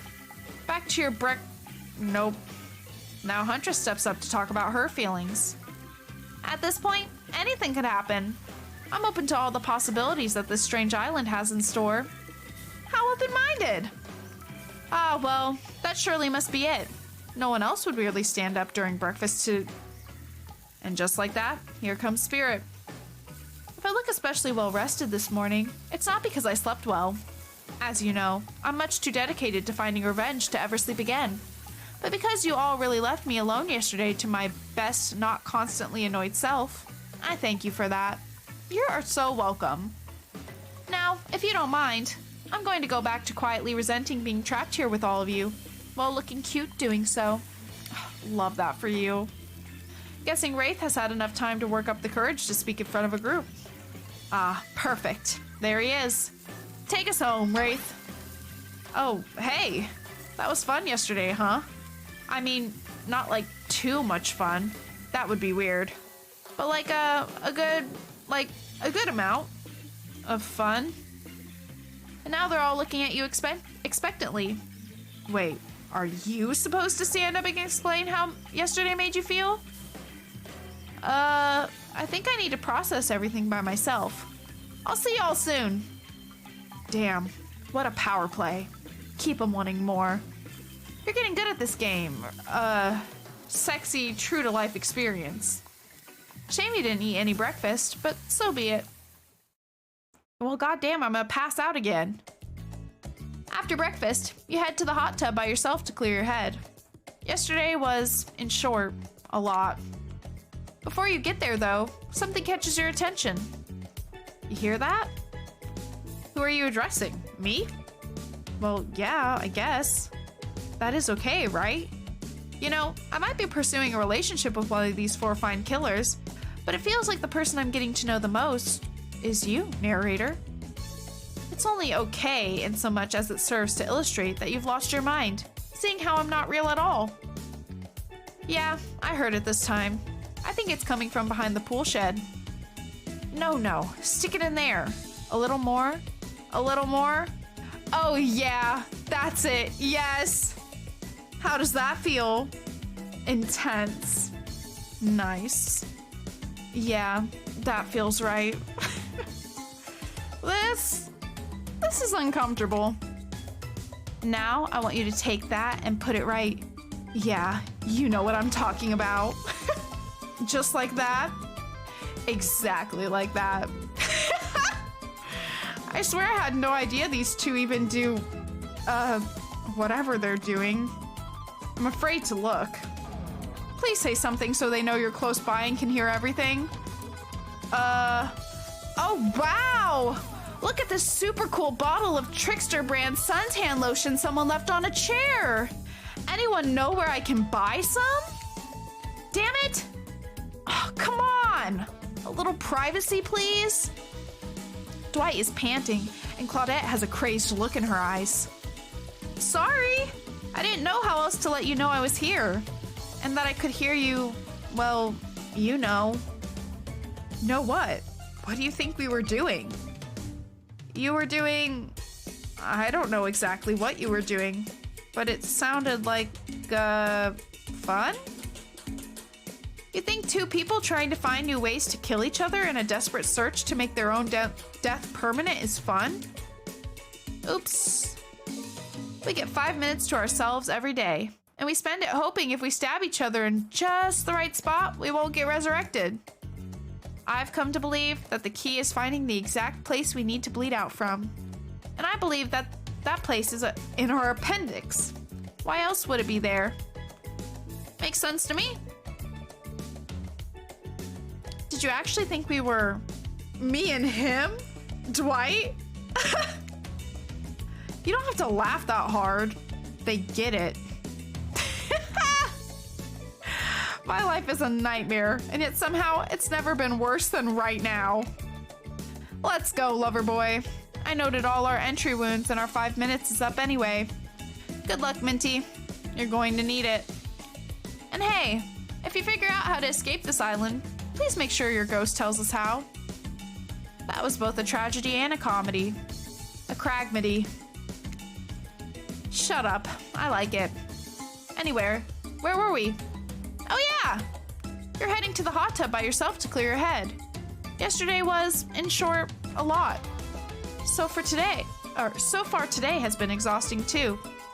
But you're dedicated to achieving a true, centered sense of calm. No drama, no bullshit, just soaking up sun, excuse me, in a heated pool. Today, you're on a date with you. Ooh, I like that. I want to be on a date with me. Who would make the first move? And aside from that disturbing thought, all is going to plan until a shadow blocks your precious sun. Spiky tipped, like a palm tree is bending over to screw with you. But it's no tree at all. It's... Hey, babe! Daddy! Hi, Daddy! Breakfast was weird, huh? Everyone just getting up and announcing how they're feeling? What's that about? Some forced kind of check-in with the group? I don't like it. Fishy. Kinda lazy. Whatever, though. Breakfast is dumb. No one should eat before noon or after 4 p.m. Yeah, I do intermittent fasting. You seen my abs, by the way? Oh, I have. I've definitely perceived them. Don't you worry about it. Maybe you can see them later at my private stage on the other island. You know, IP Island, where all the Hollywood celebs hang out. If you play your cards right, I could give you a private show. Say less. You better stop. You gotta stop. Catch you around. His abs are pretty amazing. You gotta give him that. And the blow-up bat? Threatening but adorable. Makes for an interesting silhouette. Genius design. I agree. He's a psychopath, just like the rest of them. You don't gotta give him anything. And we're not best friends. Just because we had a little talk about doing a little talking, it's not an open invitation to go smashing the fourth wall every 5 seconds. Okay, now that that guy is gone and we've got some ground rules established that we're definitely going to abide by, it's time to lay back, take some deep, slow breaths, and... Nope, another shadow.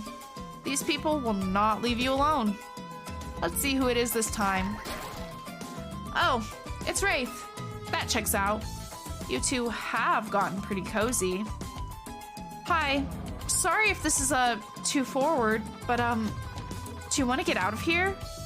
I know a place it's kind of, I mean, it's got, well, it's hard to explain. Actually, it's kind of weird. You know what? If you want to go somewhere else with someone else, I totally understand. But if you want to see something weird and interesting, let me know, I guess. You've been around Wraith long enough to realize that this rambling speech was actually him being incredibly brave and asking you out. But before you can decide if you want to go off with Wraith, the Huntress interjects. Hey, just wanted to give you a chance to head out with me to a cute beach house instead of wherever this guy is going to take you. He'll probably read you some poetry and force you to learn about Petrov's chest defense. I mean, if you want to learn about some other Russian moves, I've got you covered. Does she mean... I'm talking about Barinya? The traditional Russian folk dance. You all have your minds in the gutter. And if I'm honest, I love it. Tough choice. You weigh your options quickly, because you can only go on one date today, and you also don't want to be hacked to pieces for saying the wrong thing. It's always good to remember that these are all cold-blooded killers. But you know what they say, when life gives you lemons, make lemonade. And then die a horrible, retching, writhing death after drinking it because the lemons were poisoned all along. That's a good point. I didn't even consider that. Sorry, this island has really got me tilted. So who will it be? Oh, shoot. Cute beach house or strange and mysterious thing? Cute beach house or strange and mysterious thing? But I'm like curious what this strange and interesting thing is, you know? I want to find out. So I think we gotta go with Wraith. I gotta go with Wraith. Wraith? Yes? I picked you. Sorry, I stopped paying attention. And then I thought I was hallucinating. And now, really? Yes, really. Cool. Let's go. Are you gonna murder me out here? Here's my island hangout. This is what I call the cosmic dump. I know. It's one of those first draft, gonna change it later names that just kind of sticks. Dump is being kind. It's a massive collection of seemingly ancient ruins that simultaneously appear to have been recently abandoned and a little beat up. There are stone obelisks, strange carvings, ritual tables, and is that a car? It's pretty weird. Like a collection of things from different, I don't know, places? You look around in awe, then look at Wraith, expecting more of an explanation. There is a very long, very awkward pause. Break the silence or try and look cute? Break the silence. So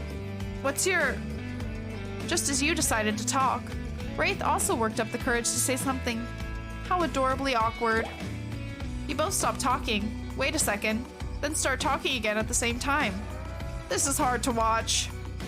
Next thing you know, you both start nervously laughing at how awkward this is. Wraith finally makes eye contact with you. And after what seems like an eternity, Wraith finally manages an entire sentence.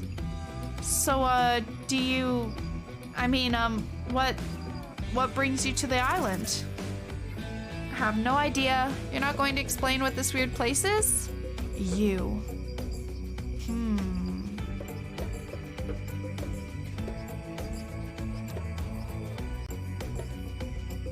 This sounds a little aggressive, even though I do want to know.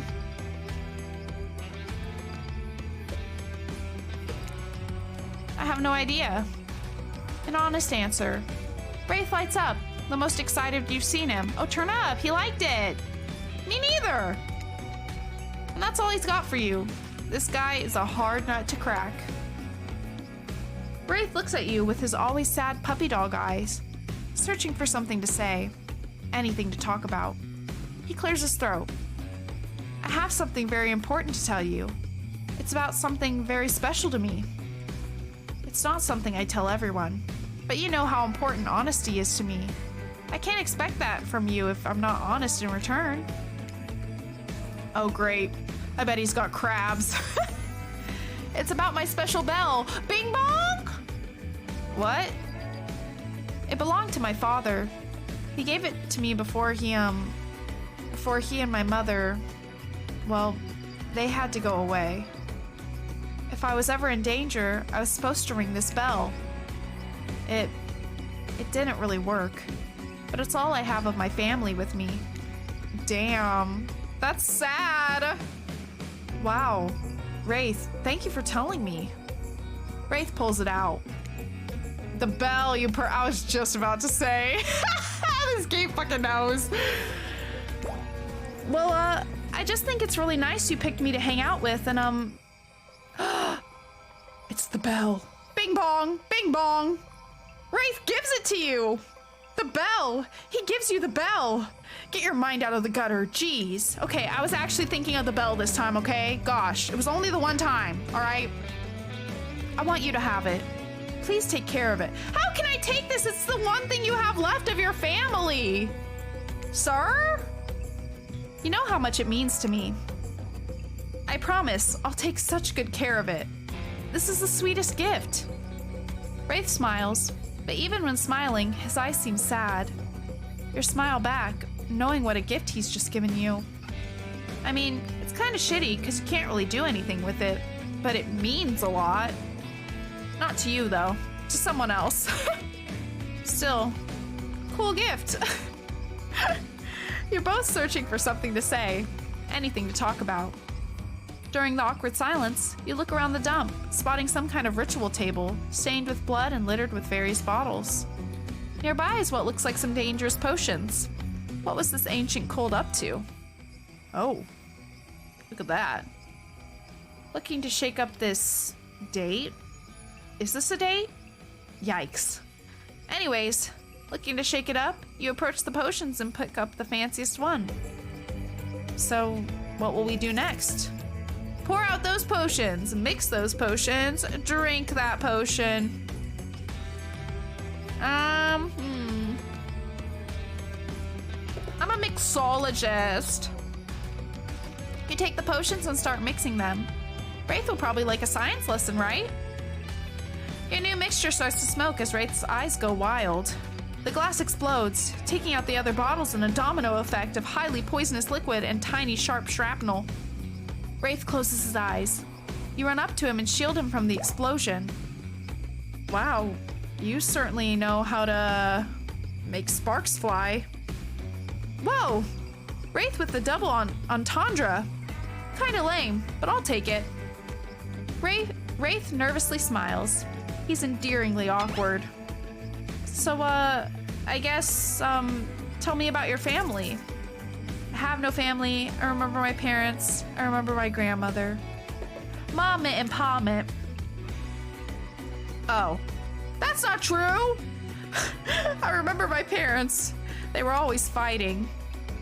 Wraith sighs one of those long Wraith sighs. At least your parents were around. I'd give anything to have spent more time with mine, even if they were fighting. Hey, listen, it's not a competition, my guy. Ouch. Can't win with this guy. The sexual tension in the air is palpable. Or maybe it's just regular tension. Hard to tell with this guy. You look around for anything to distract you. What's this table for? You look at the ritual table again. It's beaten up with a giant hole in it. You look back at the Wraith. Smile! Know any rituals we could do on this table? You wink. Nice touch! Are you suggesting that, his words trail off in a series of deep, focused breaths as he looks away. You biffed it. I've never heard the word biffed before. Way to go, you horny idiot! Wraith looks intently at the table. What's he thinking about? Probably something deep and philosophical. Intense. Sad.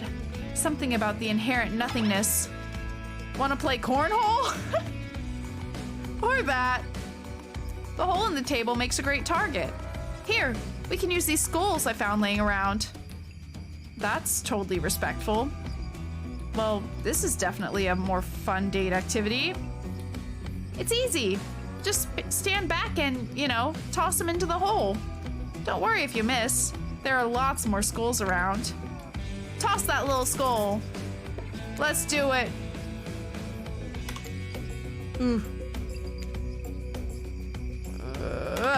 Oh, hell yeah. Ooh, pretty bad.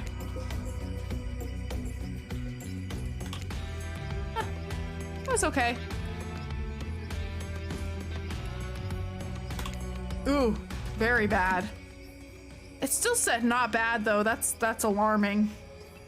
Don't worry. Nobody wins everything all the time. Winning any time is actually pretty cool. I've played this hundreds of times and never gotten them all. I'm just glad I have someone else to play with. You feel like you're finally warming up, Wraith, so you unleash the big guns. You want to play Truth or Dare? Wraith looks mortified, but he tries to keep it together. Maybe this is progress. I guess so, but only if I can ask first. Deal. Truth or Dare? Dare. I'll take a dare, why not? I dare you to tell me if you were a plant, what kind of plant you would be. That's not a dare. Roll your eyes. Great question. That's not a dare. Wraith, come on. That's not a dare. That's clearly just the lame question you were going to ask if I had chosen truth.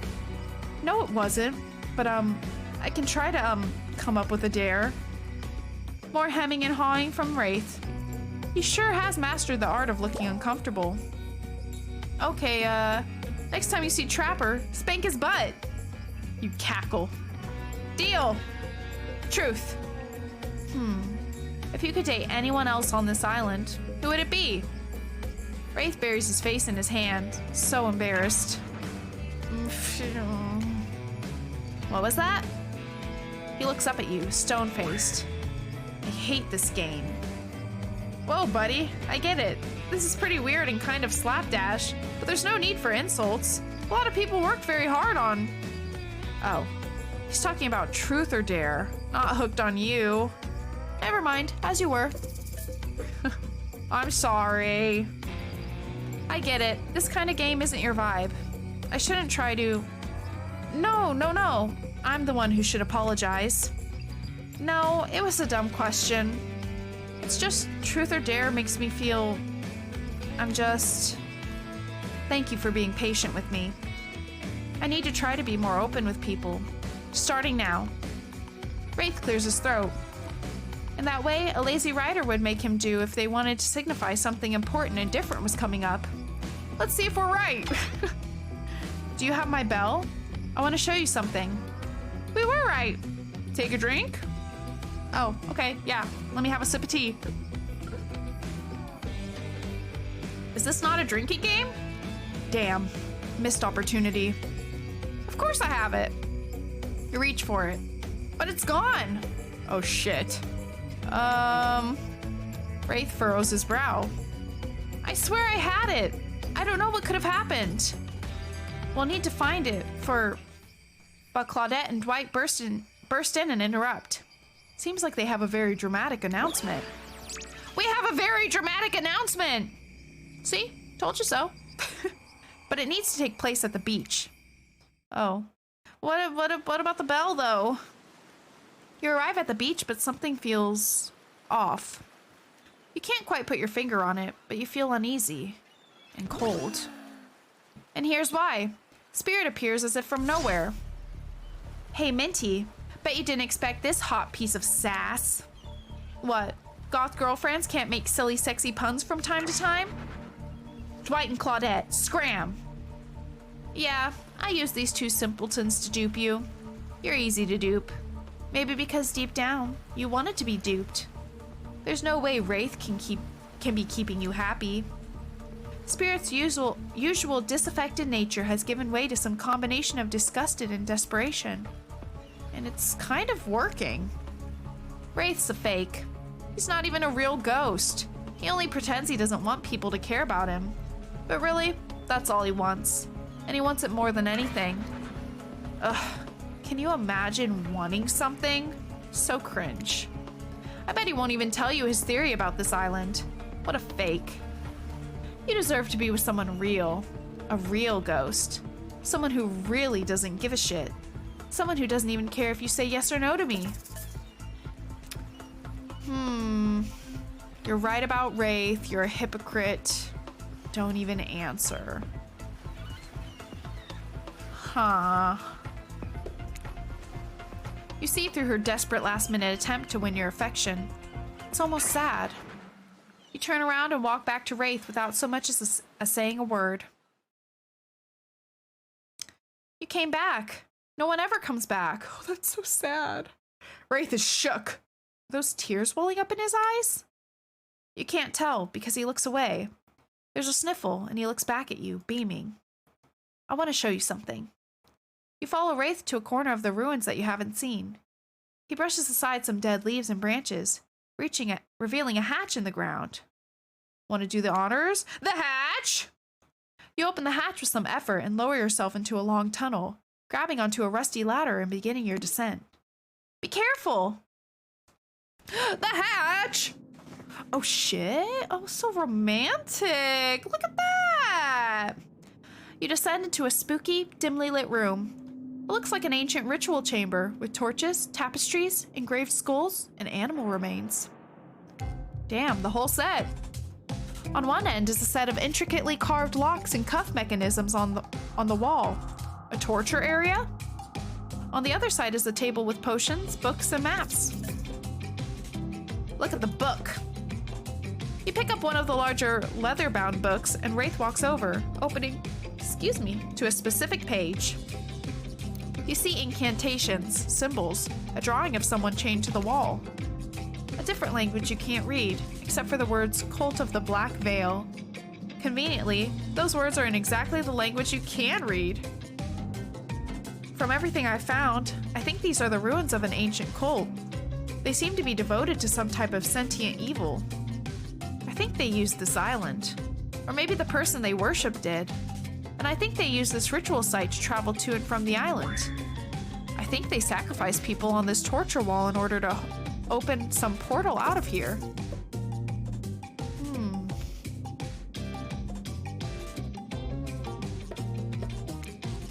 You unfurl one of the larger rolled-up pieces of canvas, revealing a detailed map of the island. It's all here. Trapper's Cave, Spirit's Lighthouse, Huntress's Cabin. All the common areas. Even IP Island up in the corner with little hearts drawn around it. I figured out the layout of the entire island.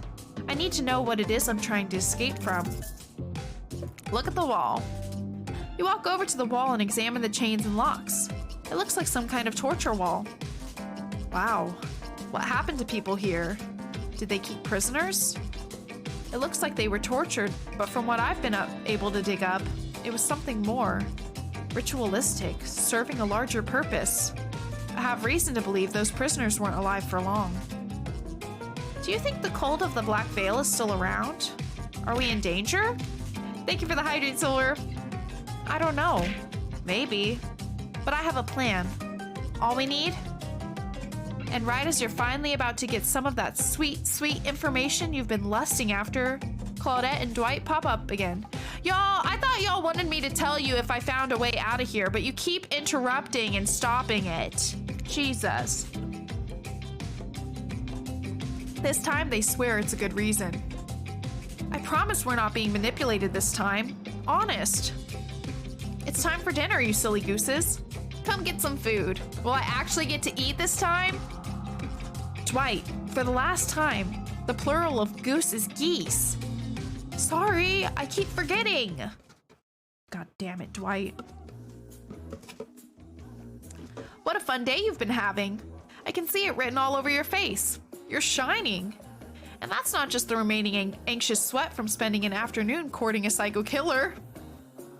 No, you are really feeling this whole romantic experience. Don't worry, I'll keep your dirty little secrets. But enough gentle ribbing. It's time to get back to business. All the appetizing singles have arrived for dinner, including Trickster. Ooh! Wraith is here too. We're not going to do the gag where we cram them all on a screen at the same time again, so just believe me. They're all here, and they're just as sexy and demented as you remember them. Thank God. With your love on the line, everyone is being very careful not to offend you by saying the wrong thing. Congrats, by the way, on getting this far. I'm as surprised as you are that these four are falling for you. No, not because of your personality, but because you just met them yesterday. However, since Spirit seems like the biggest longshot to end up holding onto your heart, she throws caution to the wind and speaks up. It's a pretty small consolation prize for being the least loved killer on Murderer's Island. But hey, letting him have this one moment in the spotlight is the least we can do. And heaven knows they won't do any better than that. Clearly, I need to do a little bit more to be a part of this group, or I'll be alone forever. However, I don't eat, and I like being alone, so I take that all back. I don't care what the group has for dinner, as long as we start with shrimp cocktail. I saw a movie once where these ghosts turned shrimp cocktail into a haunted synchronized dance, and I'm still working out how they did it. You mean beetle. Minty, stop them from saying it. Beetle shrimp? The most rare and delicious type of shrimp? Beetle shrimp? Is this some new species? Because I've hunted many beetle and many shrimp, and I've never heard of beetle shrimp. Of course you haven't. Like Spirit says, they've got hypnotic power. Anyone who sees them soon forgets. Also, something to do with dancing? I wasn't going to say anything that dumb. No, I was going to say... Ha-choo! Excuse you, Minty. Now you were saying, Trapper? You've done all you can. I appreciate it. I'm gonna have to narrate us out of this somehow. Hold on. Are you afraid we might accidentally recite some spell and conjure a ghost? Or conjure a ghost? Because I hate to break it to you, but it's a bit late for that. And then a giant osprey swooped down and dropped a severed head on the table, distracting everyone. Trapper, hey, I've never seen this particular severed head before. What? This time I'm being honest. Sorry, not my finest work, but something had to be done. We've got to be careful about which cultural references we get mixed up with is all. Dinner will be served shortly, but certain power brokers would like to know about your day. Would you like to share your day with the rest of the group? You've had an interesting day, that's for sure. But how will you describe it to the others? Say too much or too little, and it could affect your standing with the group. Okay, but don't just sit there and say nothing. Nothing is not an option. Well, first off, I just want to say, true to your word, you leap up, run over to Trapper, and smack his ass hard. You walk back to your seat, smiling at Wraith. He stifles a giggle. I don't know what just happened, but I did not like it. Anyways, yeah, I spent some time with Wraith today. I had a great time. It was a blast. We had a great time and played cornhole. I won't tell you who won, but we both did, in a way. Hell yeah, I do. Come on now, who doesn't? Everyone rolls their eyes. Talk about sexy. No, really. If you're gonna tell us a story, talk about something sexy instead of whatever that was. Wraith smiles. You're strangely good at getting him to do that. Dwight and Claudette bring out dinner. Everyone eats in silence. No one trusts anyone now, and they all are very tired. Oh wait, no, sorry. That's a dreary supernatural horror thriller set in Antarctica, not a charming parody dating sim set in an undisclosed tropical paradise. Bony appetit! Don't you mean bon? No, almost everything we serve has a lot of bones in it. Even the vegetables. Impossible to avoid on this island. Everyone eats without speaking. Tensions are rising, both of the sexual and deadly variety. When everyone finishes, Dwight and Claudette come back to clean up the table. They linger around you as they pick up your plate, take your napkin, and dust crumbs off the table. I guess I actually got to eat for once. Thank God. What would you like to say to the servants? Thank you. Your top-notch service is much appreciated. Everyone, if you would please be so kind as to follow us to the fire pit, we'd greatly appreciate it. We've been told something big is going to happen. Something that will change everything. Oh boy. You can go willingly, or you can go unwillingly. You have no choice. Tough cookies. Did you have a choice on how you said that, dweeb? Yes, and I immediately regret how I did. Good. Something needs to change around here. Fire is rebirth. Fire illuminates the soul. I hope the fire isn't too smoky. Smoke hurts my eyes. I have pretty sensitive eyes. I'm also horribly afraid of it. The fire, I mean, not my eyes, because of childhood trauma involving fire. And finally, everyone starts moving toward the fire pit, if only to get away from Wraith's complaining. I don't mind listening to Wraith's complaining. Everybody deserves to have someone they can complain and vent to. You take a seat on a comfortable log, feeling the fire's heat against your skin, and wait for other killers to take their places, wondering who will want to tell a story this time. Will narrator tell a story? I bet they've got a stunningly creative mind. Hey, you think, are they allowed to simply place thoughts in my mind like this? Doesn't seem fair. Everyone makes their way in. But something unexpected happens. Nothing. Nothing happens. Something almost always seems to be happening here. So nothing is probably not a great sign. Okay. Oh, cool. Now everyone's looking at you. So, you know, do something. Should I pick someone to tell a story? Or we could play charades. Boggle? The fuck is Boggle? Well, we were actually thinking, why don't you tell us a story? Oh god. Wraith points his spine and skull staff thingamajig at you. You duck out of its way. Who knows what that thing can do? Probably shoot lasers. Try not to bore us. We're just very interested in you. Don't speak for me, Huntress.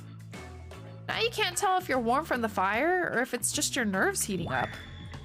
I know that the fire is right here, but maybe if we stop talking about it all the time, we can start to pretend it's not here and doesn't, you know, threaten to burn us all alive.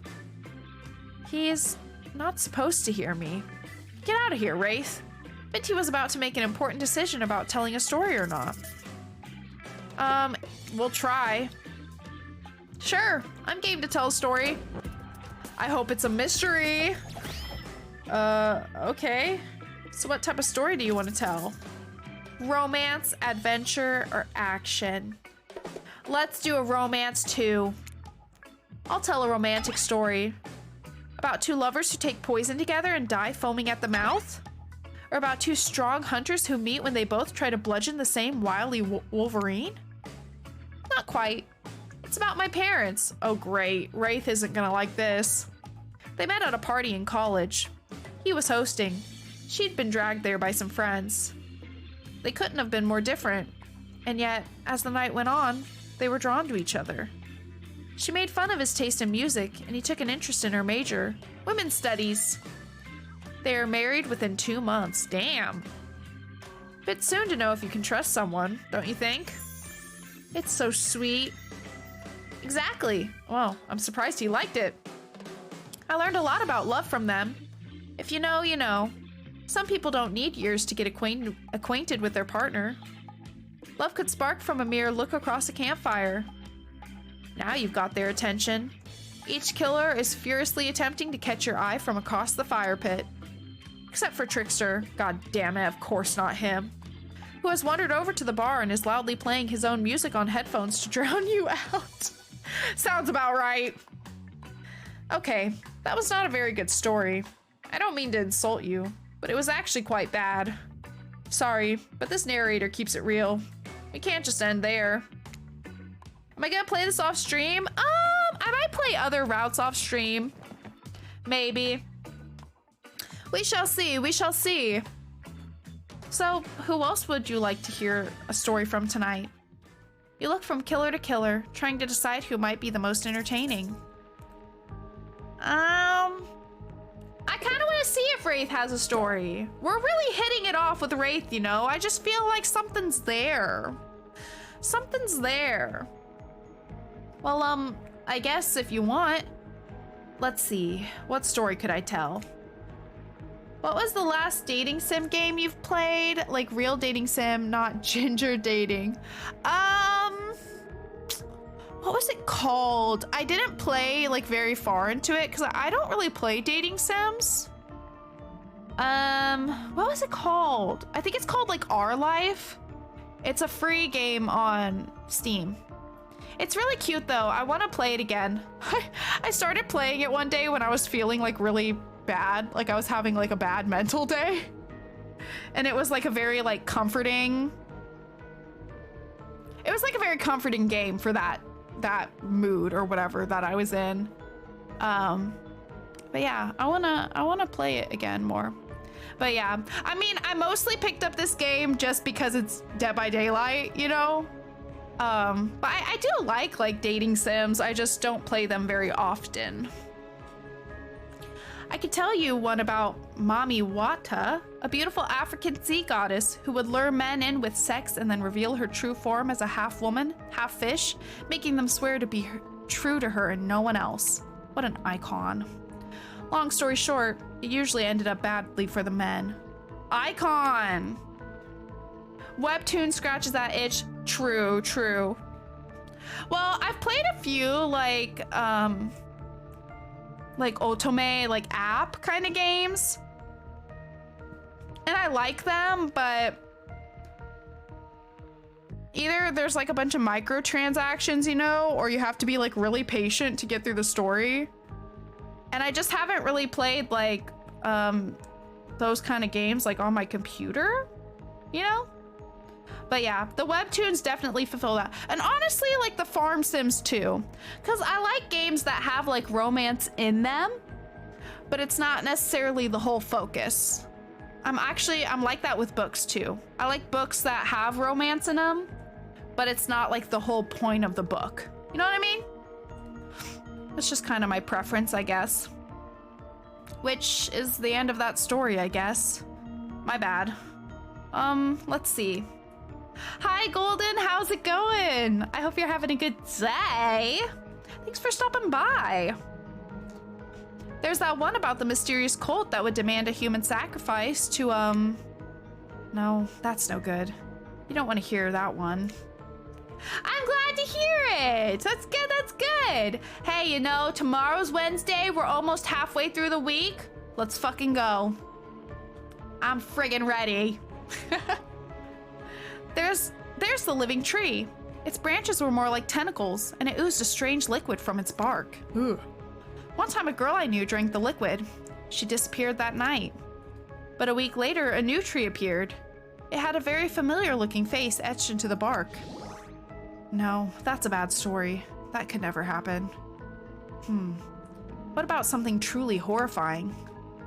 One time, I was doing my maths, and I mixed up the quadratic equation and Pythagorean theorem. Just for a second in my mind. I guess I was tired, but wow. That was really scary. You know what's scary in general? Math. I want to hear more about the half-fish lady, particularly the fish part. Why? It's not just you, Minty. Half the time I have no idea what the Hell Trapper is talking about either. When you're hot and rich and extremely scary, you start to think people will just accept whatever you say. How was story time? A lot of people like to take pot shots at sequels, but I think every good story deserves a follow-up. When you think it's the end, the sequel is almost never as rewarding as the original. That's why I'm much more of a fan of the episodic style of storytelling. Knowing it's a series takes a lot of pressure off of any individual installment and builds a greater sense of community between audience and creator. Tell me, Minty, if you could delete any sequel from existence, what would it be? Don't answer that. We don't actually care. We're just here to make sure that we seamlessly move on to the next segment of the evening. God forbid my small talk get in the way of a romantic Twilight moment. Dwight, I'm gonna need you to shut your yap trap. You know that we need to get back to that thing we do whenever we're not on the screen. Okay. You have fun tonight. And try not to, wink wink, end up dead. Why did you say the words wink wink out loud? And what kind of double entendre are you getting at with the end up dead thing? Dwight is physically incapable of winking. Not since the accident. And you do know that all of these people are despicable criminals with double-digit kill counts, right? Well, except for Spirit. She really doesn't belong here. She's strictly a victim, not a perpetrator. No wonder she's pissed. Did I hear someone trash-talking Spirit? Deal me in. God damn. Wink, wink. Thank you for the hydrate. What do you say we take this talk to the hot tub so I can soak this bod while I roast that ghost with some killer hot takes? Oh my god. Please, enough talk of burns, things that are lit or getting blazed. It's enough that these activities have to be set next to a literal fire. Must I be surrounded by figurative flames as well?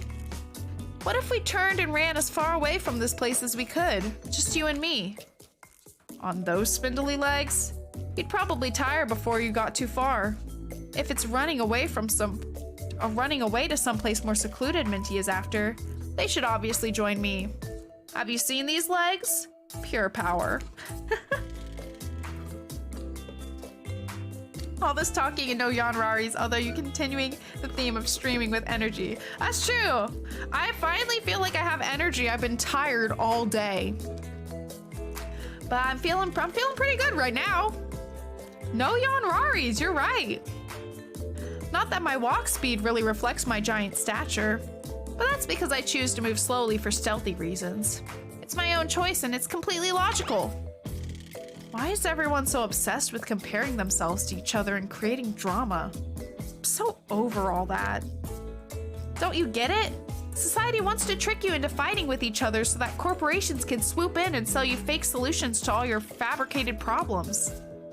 I'll be sitting in the shade and drinking something locally sourced while thumbing through a public domain novella printed on recycled paper because I refuse to play their game anymore. You know what? She's kind of badass though. I love her. It's like she's actively trying to be as unappealing as possible. Does it really turn anyone else on, or just me? Despite Trapper's insatiable appetite, it seems his attention, along with the attention of everyone else, is still on you, for the moment. If you could, I don't know, just pick one of us, maybe we could all move on with our lives. Or, you know, some special projects we might have going on. You heard him. Who will it be? Who will you head off with for an evening activity? I'm just saying, you may not get a ton of chances to date around like this before your time on Murderer's Island comes to a close. And no, I'm not satisfied with that name either. But with the streaming reality TV dating show boom happening, it's pretty much all that wasn't taken. Which killer will you pick? And yes, we're back to excluding Trickster because, ugh, that guy. I disagree with that, but whatever. Okay, now I was gonna say we'll go hang out with Wraith more, but I also kind of want to hang out with the spirit a little bit. And the fact that the screen popped up with my mouse already over the spirit, I feel like is just a sign. So we're gonna hang out with Spirit. Spirit? Oh, you picked me. Yay. Sorry, that was rude of me. I despise phoniness, so I should be honest with you. You make for interesting company, and I love the idea of winning over these other killers at all costs, even when I hate the game and the prize. But I had a long day. Floating, subverting expectations, grinding my teeth as I imagine sweet, sweet revenge. It takes a lot out of me. So don't stop bringing your A game, alright? It might seem like I hate everything, and getting to really know who I am is an impossible task not worth trying. But too bad. You won't know unless you search deep inside yourself and bring everything you've got. Or just say the exact right thing at the right time and melt my cold heart in an instant. I don't know the rules here any better than you do. See you at the bar, I guess. Alright, let's go. You arrive at the bar to find Dwight and Claudette both holding cocktail shakers, surrounded by a bevy of bottles for assorted boozes. That's a lot of bees. Who's ready to get wasted? Well, I don't drink, so not me. You really don't drink? Ever? Is that a like, because it will just fall out a hole in your stomach thing? Or I don't drink alcohol because alcohol is poison of the body and the mind, and I don't need to act like a fool to have a good time thing. Then why did you choose a mixology lesson as your romantic nighttime activity? Everyone knows this kind of date is just an excuse to get loaded up on booze and make terrible decisions. It's true. Not a single person has ever learned anything at one of these things. Dwight, now that's not true. You learned how to tie a cherry knot in a stem using only your tongue. Whoa. Who ordered the soda with a splash of my private business? Because that's off menu. Well, I know what I'm drinking to forget tonight. Mixology is a real thing, and it doesn't require alcohol to be interesting. I'll have you all know that I worked at a restaurant before I was violently executed. By your father. On whom you will have your bloody vengeance. Right. Well, so be it. How about you, Minty? Do you drink? Oh, booze it up. Well, with all due respect, Spirit, I don't personally have anything against a little bit of alcohol. And this is a resort, I think. And I'm on vacation, I guess? So bring on the booze. I was afraid you'd say that. You see, if you and Spirit have different dietary restrictions, that means we gotta make 2 different drinks with 2 different sets of ingredients. And that's like double the work for the same amount of pay, which is already 0, for a job we both hate. What do you say? Would one of you maybe bend your will just a teensy little bit to make life easier on us? No. Okay, your position is firm. I feel you. Minty? Be a pal? What do you think? We gotta get this show on the road. Ask for side booze. Ask Spirit to reconsider. Stick with your answer. Change your answer.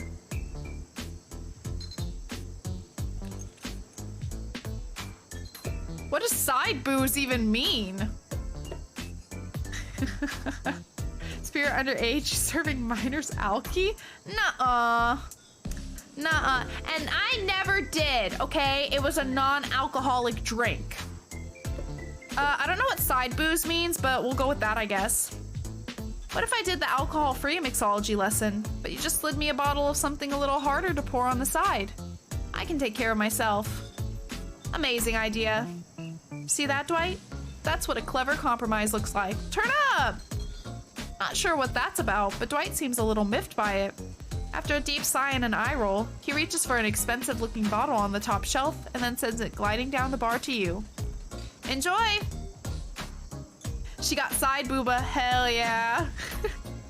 When you pop the top out of the bottle, the odor just about knocks you over. You're pretty sure you see a tiny little ghost fly out. Thank you for the hydrate, Rowdy.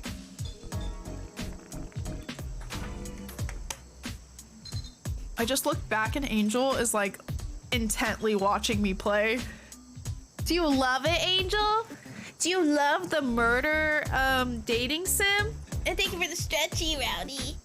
Yeah. Yeah. Okay.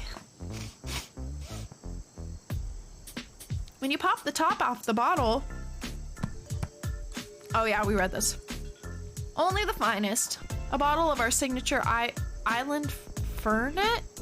I developed the recipe myself. Fernet? Well, that solves it. This is hell after all. You take a sip. Notes of melon rind, chicken liver, and mint dental floss. Gosh, you two are really selling me on this whole drinking thing. Sounds like a real joy. Don't worry, there's a lot more where that came from. So lovebirds, what drink shall we make? Fancy beer, zombie, Bloody Mary, dark and stormy. Don't these... Well, I don't know what dark and stormy or zombie are.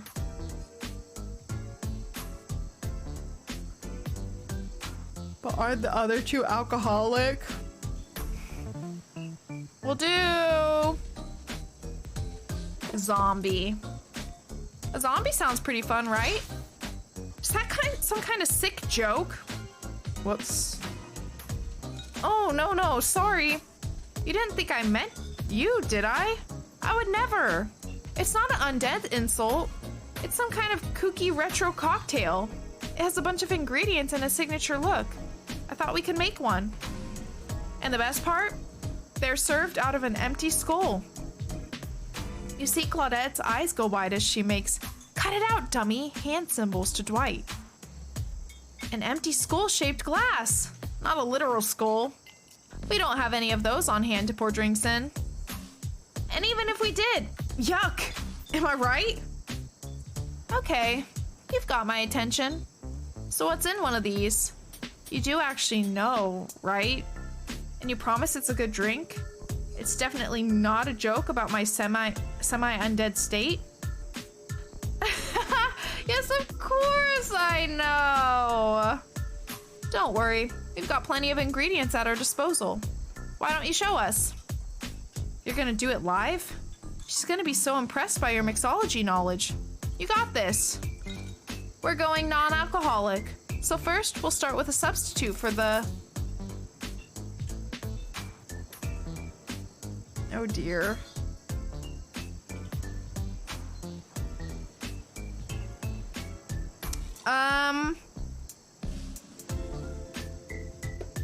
Rum? I don't know. I've got rum extract. It can be mixed with a little apple juice. Then we'll toss in some.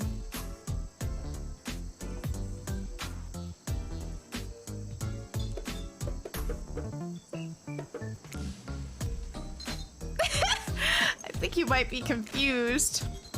A tropical vibe courtesy of some... The fuck is that?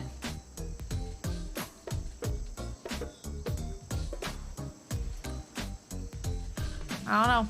I'm more of a horchata gal, but falernum is in the more traditional recipes. The refreshing sweetness of pineapple juice. It's hard to find a finer juice than pineapple. And for a blood red tint, a splash of cherry cough syrup, literal blood, or grenadine. Gotta leave early. Have a good night. Have a good night too. I will try not to stay up too late. But thank you. I hope. You know what? Even if it's just a little bit busier, I will be happy. But I hope you have a good night and a good day tomorrow. Hope to see you on Thursday. Have a good night. Have a good night. Should we do literal blood? You toss in the final ingredient, plus a few drops of some other random bottles for no reason beyond the fact that they look cool, and mix it all up in a shaker, just like in that movie you never saw, because we can't mention another single intellectual property that we don't have a proper license for. I must say, it's surprisingly drinkable. I don't think it's a legit zombie, but what do I care, really? Passable mediocrity, Minty, is thy name. I'll take it as a compliment. Now, can I just get some ginger ale? Don't take it too personally. I plan on drinking the rest after you two leave. Before you get a chance to try your own creation, the sound of thunder from an approaching storm echoes over the ocean. Lightning strikes a palm tree on the beach and it immediately starts a fire. Uh-oh. The activity ends abruptly as Claudette and Dwight usher the two of you away from the bar. Well, that ain't good. I hope Wraith's okay. The gang's all together again on the volleyball court. Seems like only yesterday you were sitting on the sidelines watching everyone get sweaty. That's because it was? Oi. Feels like I've been here a lot longer than that, actually. It's so late that the sun is already beginning to rise. Better get this over with quickly so that you can get some beauty rest. I do not recommend the eternal damnation of perpetual narratordom. Good thing you've really used your time well since then. Really getting to know the gang. The brain, the mogul, the basket case, the psychotic bunny girl. You know, the 4 types of people. Anyway, everyone's gathered on the volleyball court for a new type of game. Pitch your dream date and see who Minty chooses. Who's ready for a round robin? How round are we talking? No, not to eat, Huntress. Each killer gets 2 minutes to tell you about the dream date they have planned for you tomorrow. In no particular order, which is a weird thing to mention, right? Almost like the order does matter. Trapper, why don't you go first? You think you deserve it, even if in this case it's a subtle dig. Stop talking. Trapper, without further ado, would you like to make us all uncomfortable by pushing the boundaries of what's acceptable, not only in polite society, but within the narrative of this in-world event, and also the larger meta-narrative of a Dead by Daylight dating experience? God. Sometimes you just gotta say it. Why yes, thank you. I'd love to. So Minty, you're thinking of picking me? Well, this is your final warning. Pick me and be punished. And rewarded? Tomorrow will suck, probably. I'm not an easy guy to get along with. I know that.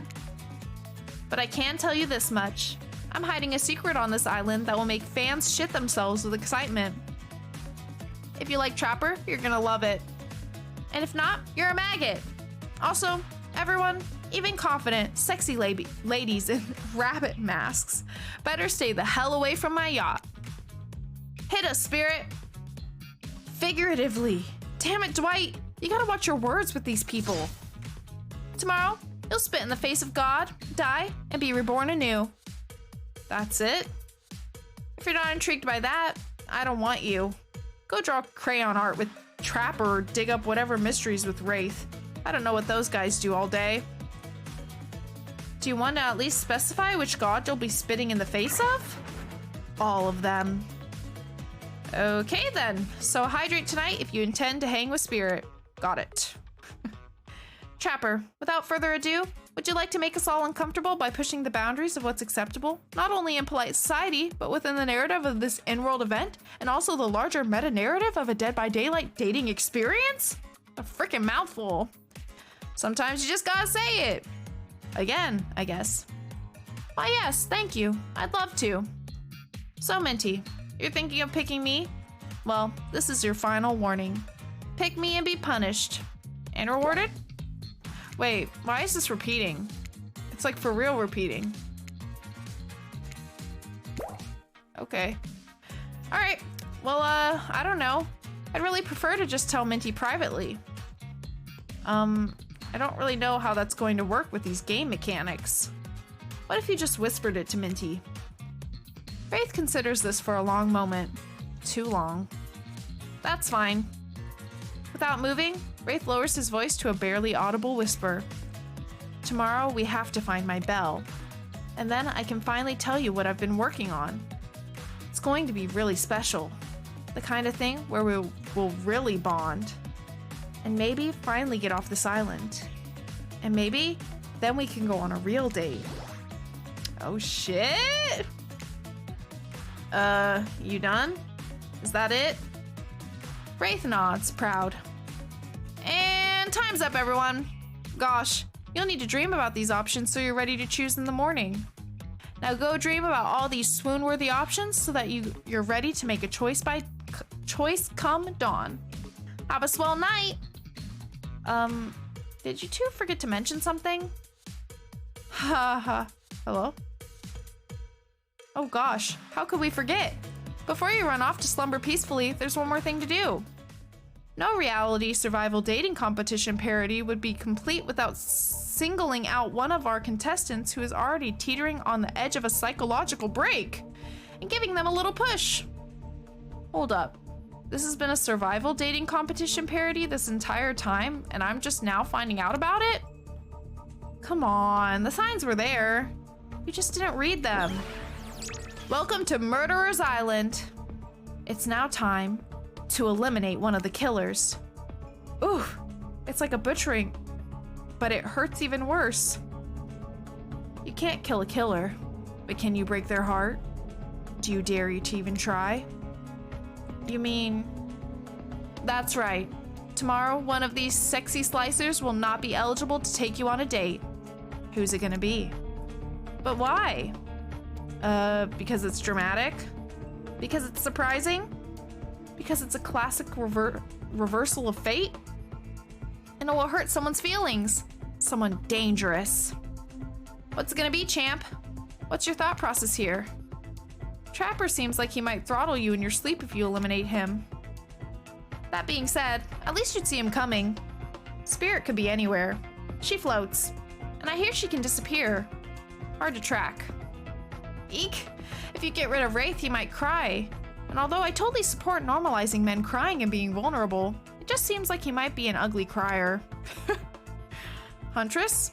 She might pretend to be okay with it, but then you'll start seeing her behind every tree. What I'm trying to say is, I don't envy you, boss. So which sociopath are you eliminating? Can I, like, save before this big decision? Okay, good.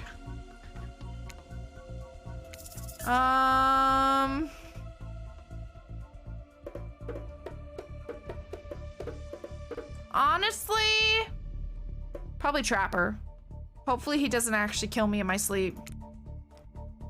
This was very simple. Trapper, you scared the living shit out of me. You are eliminated. That's fair. Honestly though, I don't care. You suck. But not in a good way. You bore me. You personality free maggot? It wouldn't even be fun to kill you. Which I was totally going to do tomorrow the first chance I got. So really, this is a win-win for both of us. Still might kill you though. Out of principle for eliminating me. Sleep with both eyes open. and have fun on your date tomorrow. Well, if I make it that far. Now that you've broken the heart of someone heartless, you should go get some shut-eye. Don't worry too much about the broken heart you left behind, because, of course, they'll be receiving a consolation prize. They might not get to go home with Minty when this is all over, but they'll never sleep alone again. That's right. We're sending our eliminated player home with... Damn, I'm fucking jealous. What the hell? What the hell? How do I get one? The fuck? Their own, mostly new trickster body pillow. The next best thing to the real trickster. It might not hug you back, but it will definitely won't try to stab you. And how do we know? Because we've tried it. That's right. It's Dwight tested. Claudette approved. I hope you sleep well tonight, Minty. You're my hero for what you've accomplished. How can you sleep tonight knowing what you've done? No, not because of the guilt. I mean knowing that there's a legit homicidal maniac who hates you so close by. How can you sleep tonight knowing what you'll do tomorrow? I don't know how you'll do it, but you better go before Dwight and Claudette come back and put you to sleep themselves. You know those two. Schedule, schedule, schedule. Yeah, I know. Wow, what a crazy way to end the day. An elimination? I didn't even know it was that kind of game. Let's check in with everyone, especially with our loser. Everyone deserves a send-off. We'll see how things go tomorrow, I suppose. I'm not expecting anything. I tend to shut my mind off during hard times. I know I seem all excited in Devil May Cry, but the truth is, I'm really a pessimist at heart. That tends to happen when your mother is skewered by an elk when you were young? Yeah, how'd you know? Wild guess. It's also the only thing you talk about. If you'll excuse me, I think I saw a raccoon over in that tree and I'm feeling peckish. I don't really know what's happening here. I honestly haven't been paying attention. Oh, Minty? Sorry, I forgot. I'm focusing on other things. More important things. One way or another, I won't be here for much longer. I don't handle rejection well. At least, I don't think I do. No one has ever been dumb enough to reject me before. Yeah, the more I think about it, the angrier I'm getting. And I'm a giant rage monster, so everyone in this room should be scared right now. Turn the camera off. Did I think there was a chance I might get eliminated? Yeah, I did. Did I care if I got eliminated? Not even a little. Does the volume of words I spend talking about how much I don't care about things signify a deeper yearning within me to be seen, heard, and validated by those around me? Nah. What? You're no part of this. You don't get a confessional. It's cool, man. I'm not a part of anything, you feel me? I'm not a cog in anyone's machine. I'm my own machine. This whole thing is pretty cute, though. Charmingly low budget, old school marketing vibes. Not gonna lie, kinda wish I wasn't so busy right now. I'd definitely be down with a reality show style dating competition with survival elements. But I got my new album, upcoming tour, finalizing the new sneaker line, producing a limited series on my life, starting a new social media NFT crypto app, and doing these private gigs over on IP Island. My dudes, you gotta come check it out. IP Island, it's dope. It's where the real killers are hanging out. Fully licensed, no legal drama. Lawyers, take a hike. I'm gonna tell everyone that Trickster said that about them. Don't worry. I'm talking your favorite established characters from all over pop culture that can't be seen on this island. Hell, you probably can't even mention them. Like Ghostface. Don't say it! Look, we get it. You're very popular and in demand. But we have a game to get back to, and I don't want to get sued. Ghostface. Come on! Whatever, I don't even care. I'm the Trickster! See you around, Minty. You too, narrator. I have a name, you know. You do? Yes! Seriously, they do not pay me enough to deal with you people. Is it my turn? What? No! No, it's not your turn. You're sentient water. How are you even sitting in that chair? What's a chair? the thing you're getting all wet. Now it's gonna smell like mildew. Okay, rude. That's what I'm saying. Fine, let's just get this over with. It's your turn, Ocean. Do your check-in. Check-in? I was just looking for the bathroom. Bathroom? Are you serious? It's down the hall to the left. It's okay, never mind. Never mind? What does that mean? No, not you two. This wasn't meant to be confessional time for literally every character in this game. It's okay, we don't have to confess anything. We've just been working our asses off for 2 days straight and wanted to sit down somewhere. This chair's wet. Yeah, I think Ocean just peed on it. How is that You know what? I don't care. You two are looking pretty pleased with yourselves. I've got something to confess. Oh great, what's it gonna be? You ate glue in the 2nd grade? You cheated on an algebra test once? Watching Trapper get eliminated was the first time in this unending spiral staircase of pain that is my life that I've ever felt a modicum of joy. Every minute that I'm alive is a nightmare. This place, this sun, these sweet sugary drinks. It sounds fun for a long weekend, but for an eternity? The unrelenting rhythm of crashing waves and wailing seagulls? It's like a crescendoing song of evil that makes me question the very foundation of the universe. Why am I here? Why are any of us here? What kind of sentient being would do this? Please, erase me from this existence. Make it so I was never born. Pull the plug on this experiment and let my soul be free. And please, please get me out of this polo shirt. Okay, let's get you to bed, buddy. I don't want to go to bed. Going to bed means eventually I'll have to wake up. Yikes, huh? That was a weird way to end. Oh well, what are you gonna do? You let the camera roll long enough, someone's bound to say something crazy. Anyways, seems like everyone's had their shot to annoy me tonight, so hit the hay and get some rest. Tomorrow's gonna be a doozy. Soft sunlight warms your skin, nudging you awake. Also, you're using a killer crab as a pillow, which it's sort of okay with. What's that? You don't know about the killer crabs? Oh, right. You didn't go on that huntress date. You really missed out. It was thrilling. Or, I guess it would have been. You'll have to play the game again to get that reference, I suppose. You pull on your beach attire and splash water on your face. Dwight and Claudette approach. Does that look on their faces excitement? Terror? You notice your stomach flutters with butterflies. Someone's in love. Or you've been infected with zombie butterflies in your sleep. It has happened here before, but it's probably the love thing. It's time! Claudette gestures over to the beach where the killers all stand flanked by tiki torches. It's a scene very reminiscent of a TV show you used to hate watch with your ex. Suddenly, the message is clear. You're going to declare your affections for a killer in front of several other killers. Hey, isn't Trickster supposed to be here?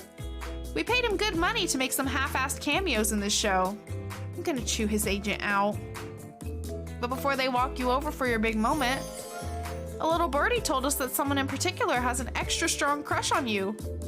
And another little birdie reminded us that you've been kind of a dick since you got here, and we reserve the right to withhold that information, even if it leads to you making a terrible decision that gets you murdered.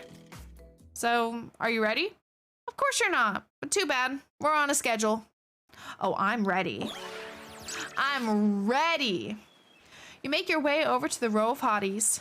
Claudette and Dwight stand off to the side, hands behind their backs. It's been quite the 48 hours, but there are clearly sparks in the air. And I'm not just talking about this rusty chainsaw, though I do recommend staying away from those sparks. It's time for our newcomer to confess their love. Wait, I don't have a drum roll for this. No, you don't. But who cares? Minty, who do you choose for your solo date? Can we at least do the flower thing? Dwight, I thought we agreed to keep that between us. No, not that flower thing. The thing where the suitor gets a flower as a symbol of the contestant's love and affection. Oh, right. I suppose. But no roses. They're such a cliche at this point. Well, that's good, because I tried to pick a rose, but I got an ouchie, so I settled for these. Beautiful. Love them. Beautiful! You've done good, Dwight. This is a lovely bouquet. I hope Dwight saved some of these for Claudette. They're a thing, right? You're getting that vibe too? Just me? Sorry. You've got other things to think about right now. Minty, who do you select to receive these flowers and spend the day with you today? Oh, you know what we gotta do, buddies. You know what we gotta do. We're down bad at this point. You turn to Wraith and let out a sigh. Wow, are you becoming more like him? Wraith, since I got to this island, I've been drawn to your quiet nature, your unassuming good looks, the nervous energy you bring to every situation, no matter how normal and mundane. I love the way your brain works. I love the way your body moves. And I love how we are together. Wraith looks like he just watched the Earth explode from an orbiting space shuttle. Shuttle? Oh my god. His mouth hangs open a little. His eyebrows twitch. No one can tell if he's too excited to process or partially dead. Got anything to say, Wraith? Sounds about right. Let's go. As you board the yacht, Wraith is unsurprisingly quiet, but the awkward vibes are down by about 60%. Good job, I guess. It was nice of Trapper to volunteer his yacht for the start of this day-long date, but a bit dismissive of him to say that you two were so boring that the yacht itself wouldn't even notice you were there. What would he know about fun anyway? He wears an old-timey one-piece bathing suit like the strongman from the bygone carnival. Come to think of it, that actually is a little fun. Wraith just has a regular old button-up shirt and shorts on. No, now's not the time to think about Trapper and the way his vintage singlet hugs his curves just right. That's what he wants. Classic Trapper Trap. You're here with Wraith, remember? Who chose you for some very good reasons you must have, I'm sure. Oh, who you chose.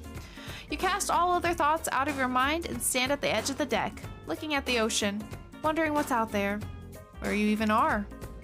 The gentle rocking of the waves feels comforting as you turn to face your paramour.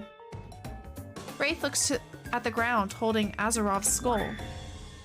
So, I wasn't really expecting this. I'm not really sure why you picked me. Really? I feel like it's obvious, my man! I know it might seem weird, but I need to spend some time with other killers on the island, and now I'm 100% sure you're for me. To prove your point, you decide to read Wraith a passage about love. Edgar Allan Poe, Sonnet 116, Love is an Equation. Well, he said some math shit before, so let's try this. Oh, looks like you're planning on making this one up yourself. Try hard much? Energy equals mass times the speed of light squared. Some say this is about the theory of relativity, but I think it's universal. And it applies to love. Energy is love. It's all around us, all the time, even if we don't see it. It might not be poetic, but I'm looking at a hot mass right now. A physical attraction is an important part of any relationship. And the speed of light is how long it took me to realize you were the one I wanted on this island. I know I took some detours on the way, but I wanted to be sure. Is he crying? And I was, because math doesn't lie. E equals MC squared. Well, that was nonsense. But it looks like you figured out the way to Wraith's heart, because he's speechless. A single tear rolls from his eye. You really understand me, even if we haven't spent every day here together. He takes a deep breath. Well, we don't have much time, so I'll try to catch you up. I guess you've noticed that I'm kind of quiet and thoughtful. I love chess and maths. I despair at man's capacity for hatred and the power of violence. And yet, I'm drawn to it. I am large. I contain multitudes, I guess. I hate money and its power over humanity. Even seeing a gold coin on this island sends me into a rage. Sometimes I don't really know what to say or do, but something about you puts me at ease and makes all of this noise in my soul fade away. With you, I can feel myself changing. And that's good. I had to change in order to spend this day with you the way I want. Because almost there. He still can't say it. That's okay, though. You smile at him warmly. See? There it is. You always know how to comfort me. I haven't had that in a long time. Anyone I've been close to has abandoned me. Usually against their will, but it still hurts. So why bother trying to connect with anyone?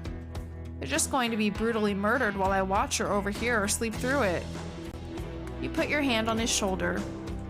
All I want is someone to love, a family to care for, not touched by evil or greed or power. A small house in the middle of nowhere, never bothered by anyone.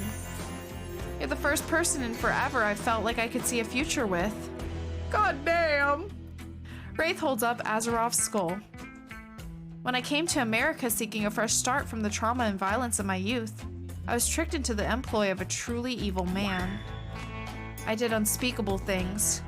I didn't know what was happening, but I did them. I worried that death and violence were just a part of who I was. When I found out this man's true nature, I snapped. I pulled out his skull and spine. I've wielded them like some kind of half trophy ever since. Too long, I've been attracted to Azerov's skull. I've let it define me. No more. Wraith tosses the skull into the water. Gasp.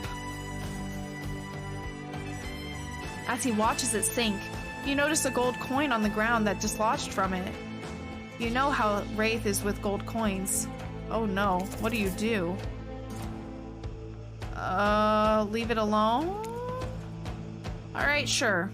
I mean, he's not even looking, but okay. Waste an opportunity to pick up a perfectly valuable object that might come in handy very soon. Wraith turns to you, smiling. He seems like a new man. Let's go back to the dump! What a romantic sentence to start this day with. Agreed. So romantic. As you walk into the cosmic dump, Wraith oozes nervous excitement. Oh gosh, do I have something incredible planned for tonight? He even tries to wink. Damn. It's kind of grotesque, but hey, this sad boy is finally opening up. He pulls out some lotions and oils. Sensual. You ready? That's odd. What's wrong? No, it's just, you're holding Azerov's skull again.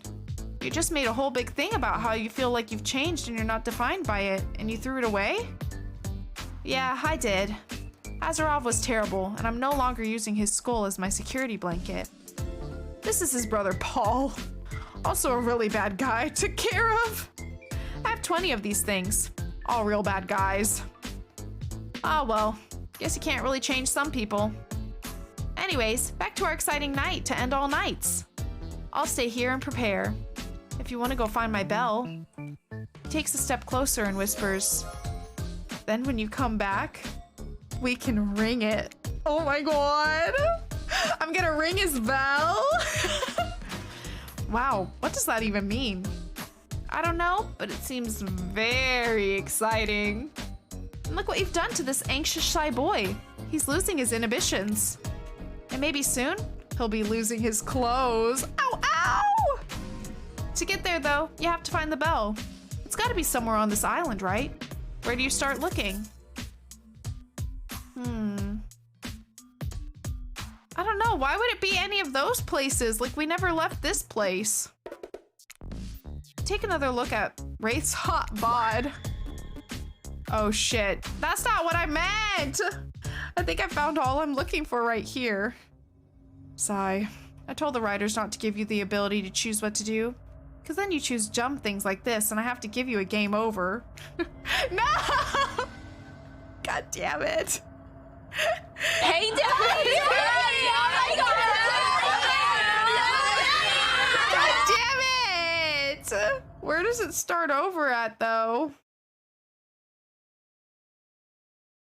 I gotta go to bed soon. Oh, God. Oh, God. Oh, here we go. We'll just skip through. This is fine. This is fine. We can fix this. We can fix this.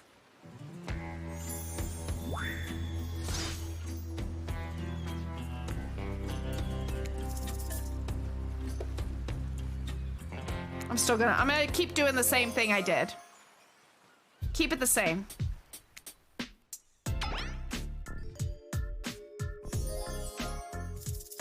Okay. Let's do the lighthouse then. I suppose I could check out that creepy black lighthouse on the edge of the island. Lighthouses usually only have one big room at the top. Should be easy enough to search. You turn to leave and catch Wraith winking at you again as you exit. You know what?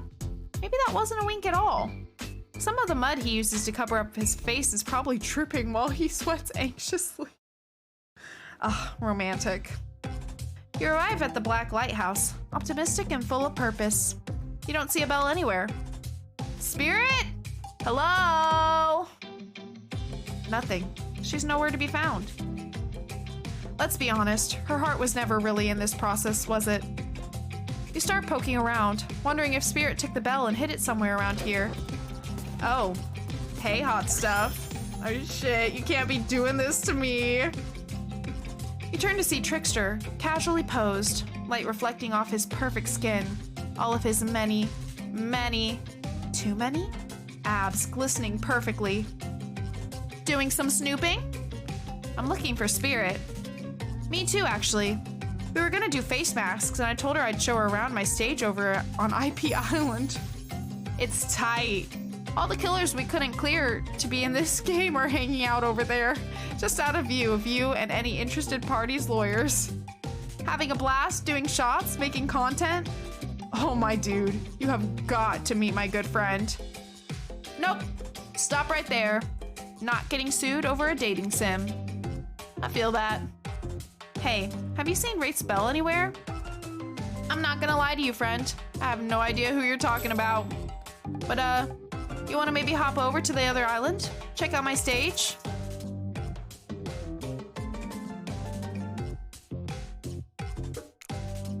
Absolutely not. I'm on a mission. That took a lot of strength from me. I just need you all to know that. Okay? That took a lot of strength. Trickster shrugs. Guess we're all on our own journey. Till we meet again. As Trickster vanishes, you ponder your next move. And I'm left wondering, who would just say no to checking out the sexy pop star's special hideaway? So where to next? I'm scared to go where the trapper is. I feel like he's gonna kill me. I have a good feeling about Huntress's cabin. I love a cabin in the woods. Great things are always happening at those. People are walking into them and back out of them unscathed all the time. To Huntress's cabin. Wow, this game sure is much bigger than you thought, huh? Might need to replay it a couple times to really be able to grasp how much work was put into it. True that. You enter Huntress's cabin and relax. It's disarmingly cozy, with a warm, quirky vibe. You feel like you could live here, if a kooky killer didn't already. You spot something shiny. Is it the bell? You reach out for it, but you're tackled from behind. It's Huntress. She holds an axe to your throat. I found you! Now I get to kill you.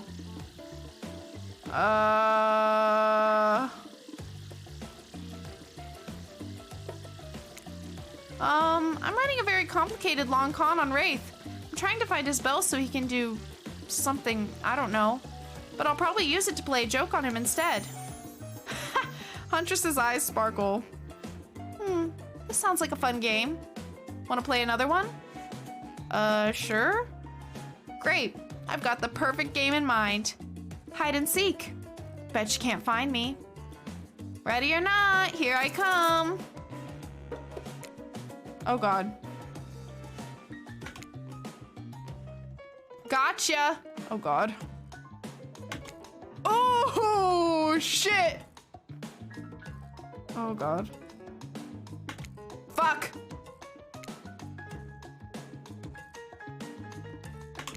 Fuck. It's really being generous to me saying not bad there. Fuck. Well, that was bad. Tee, you're silly. If this was real hide and seek, you'd be dead by now. Yeah, I know. But this doesn't change anything. What do you mean? I'm still mad you broke into my house. Which is too bad, because maybe I do know something about the bell. Maybe I'll tell you later. We'll see. Huntress goes into another room and you realize you're not going to get anything else here. Except possibly killed. To Trapper's Cave, I suppose. Maybe Trapper's Cave? At least I know to look out for, well, traps. With that in mind, I'm sure I can get in and out safely and find that bell. To Trapper's Cave. Surely what you're looking for will be there. It's not like Wraith has purposely sent you on a wild goose chase that will ultimately end up pointless. Okay. Surely not. You enter Trapper's Cave tentatively. He's called Trapper. It stands to reason there may be some traps. Illuminated in a deep blue, the cave is home to a pool of water that shimmers and shines. You find yourself hoping Wraith's bell isn't in there. You hear a voice from behind a pile of rocks, like a feeble old man calling for help. Look around the cave. You ignore the voice and look around the cave, because you have a job to do. Hey, maybe play this again to find out who the voice belongs to. Just saying, could be fun. Oh, what's this? You found a gold coin. All right, I'll take this one since he's not here. He's not here to see me grab it. Seems like a good choice. Ooh, there's something else shiny next to it. Is it the bell? Then again, this is Trapper's Cave. Trapper. You know him, the trap guy. The guy who loves to leave traps. Take it to. Oh, shit. Nope, it's a bear trap. You're dead. Look, you're gonna have to enter this cave a lot more carefully, or with Trapper as your guide. Damn it! How far do I have to go again now? Okay, I'm only trying one more time. If I fail again, we gotta stop. I gotta go to bed soon. We will not take the second shiny. We'll be good this time. But should I go? Well, I guess I never got anything from the Huntress's place, so maybe we can just go straight to Trapper's Cave.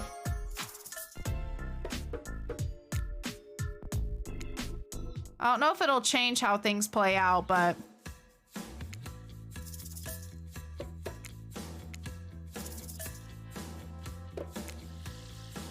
take the coin. Quit while you're ahead. A hulking shadow falls over you. You turn to see Trapper. Oh god. Smart. That was a bear trap. And I'm the bear. Oh. Okay. He cleaves you in two. This is hard and weird, but it's almost like eliminating Trapper last night made it even harder. Okay, you know what? No, I'm gonna try again. Just because that was really fast. Let's try the following the voice. And if that doesn't work, then we give up.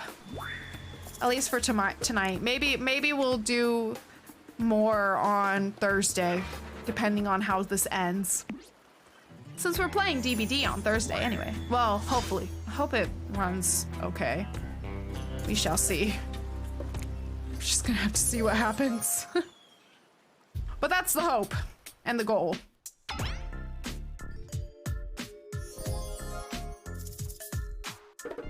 All right. We're gonna go follow the voice. You step in front of a large pile of rocks at the mouth of a tunnel. Nothing you could hope to move, but someone much larger could probably toss them aside with ease. A frail voice calls out. Hello? Who's there? Can you help me? Hold on, I'm coming! Desperate to help, you push against the rocks with all your might. Oh. Probably should have seen this coming. Trapper's Cave isn't the set of your average teen mystery. It's the secret lair of a trap-laying killer. Duh. God damn it! Yeah, I give up.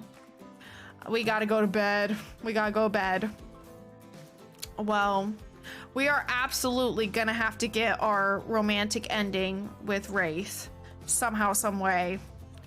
Maybe I'm supposed to take that coin. Because everything else, well, I suppose maybe if I beg for my life. Or if I go with the trickster. I don't know. I'm not sure. There's too many options. Too many things that we could have done differently. So maybe we will try some more routes on Thursday and then play some DBD, or try DBD and then play some more routes. We shall see. But I think I'm gonna have to end stream here. I'm sorry we couldn't get to like I guess a true ending. But this game was really fun, and oh my god, it's so funny. They did a great job on the dialogue. It is great. I love it. And I definitely want to play like going for other characters too, just to see what all happens, because I do like that it does really seem to have a lot of different routes and that your decisions do actually matter. Because you know, like some games where the decisions quote unquote matter, you still kind of get the same results for a lot of things regardless of what you click, but you might just get like a little more dialogue. So I do like that it really does make it feel like your choices matter. So that's really fun. But yeah, I think I'm gonna wrap it up here, y'all. I hope you guys enjoyed the stream. I had a really good time. I can't believe I'm not more tired than I am after the day I had today. But I guess that's just what y'all give me. Give me that little energy boost. Jeez. But anyway, all right, you guys, I'm going to head off for tonight. I hope you guys have a great rest of your night. Good night, Darth. I hope you have a great rest of your night and have a good Wednesday tomorrow. And I'll see y'all on Thursday for some DBD and maybe a little more Hooked on You. We shall see. We shall see. Who knows what the day could bring us. But until then, I hope you guys have a good rest of your week. Make sure to hydrate, make sure to eat something. And as always, make sure to do something that will make you smile before bed, all right, y'all? And I will see you very, very soon in the next one. Good night. Bye, bye, bye, bye, bye.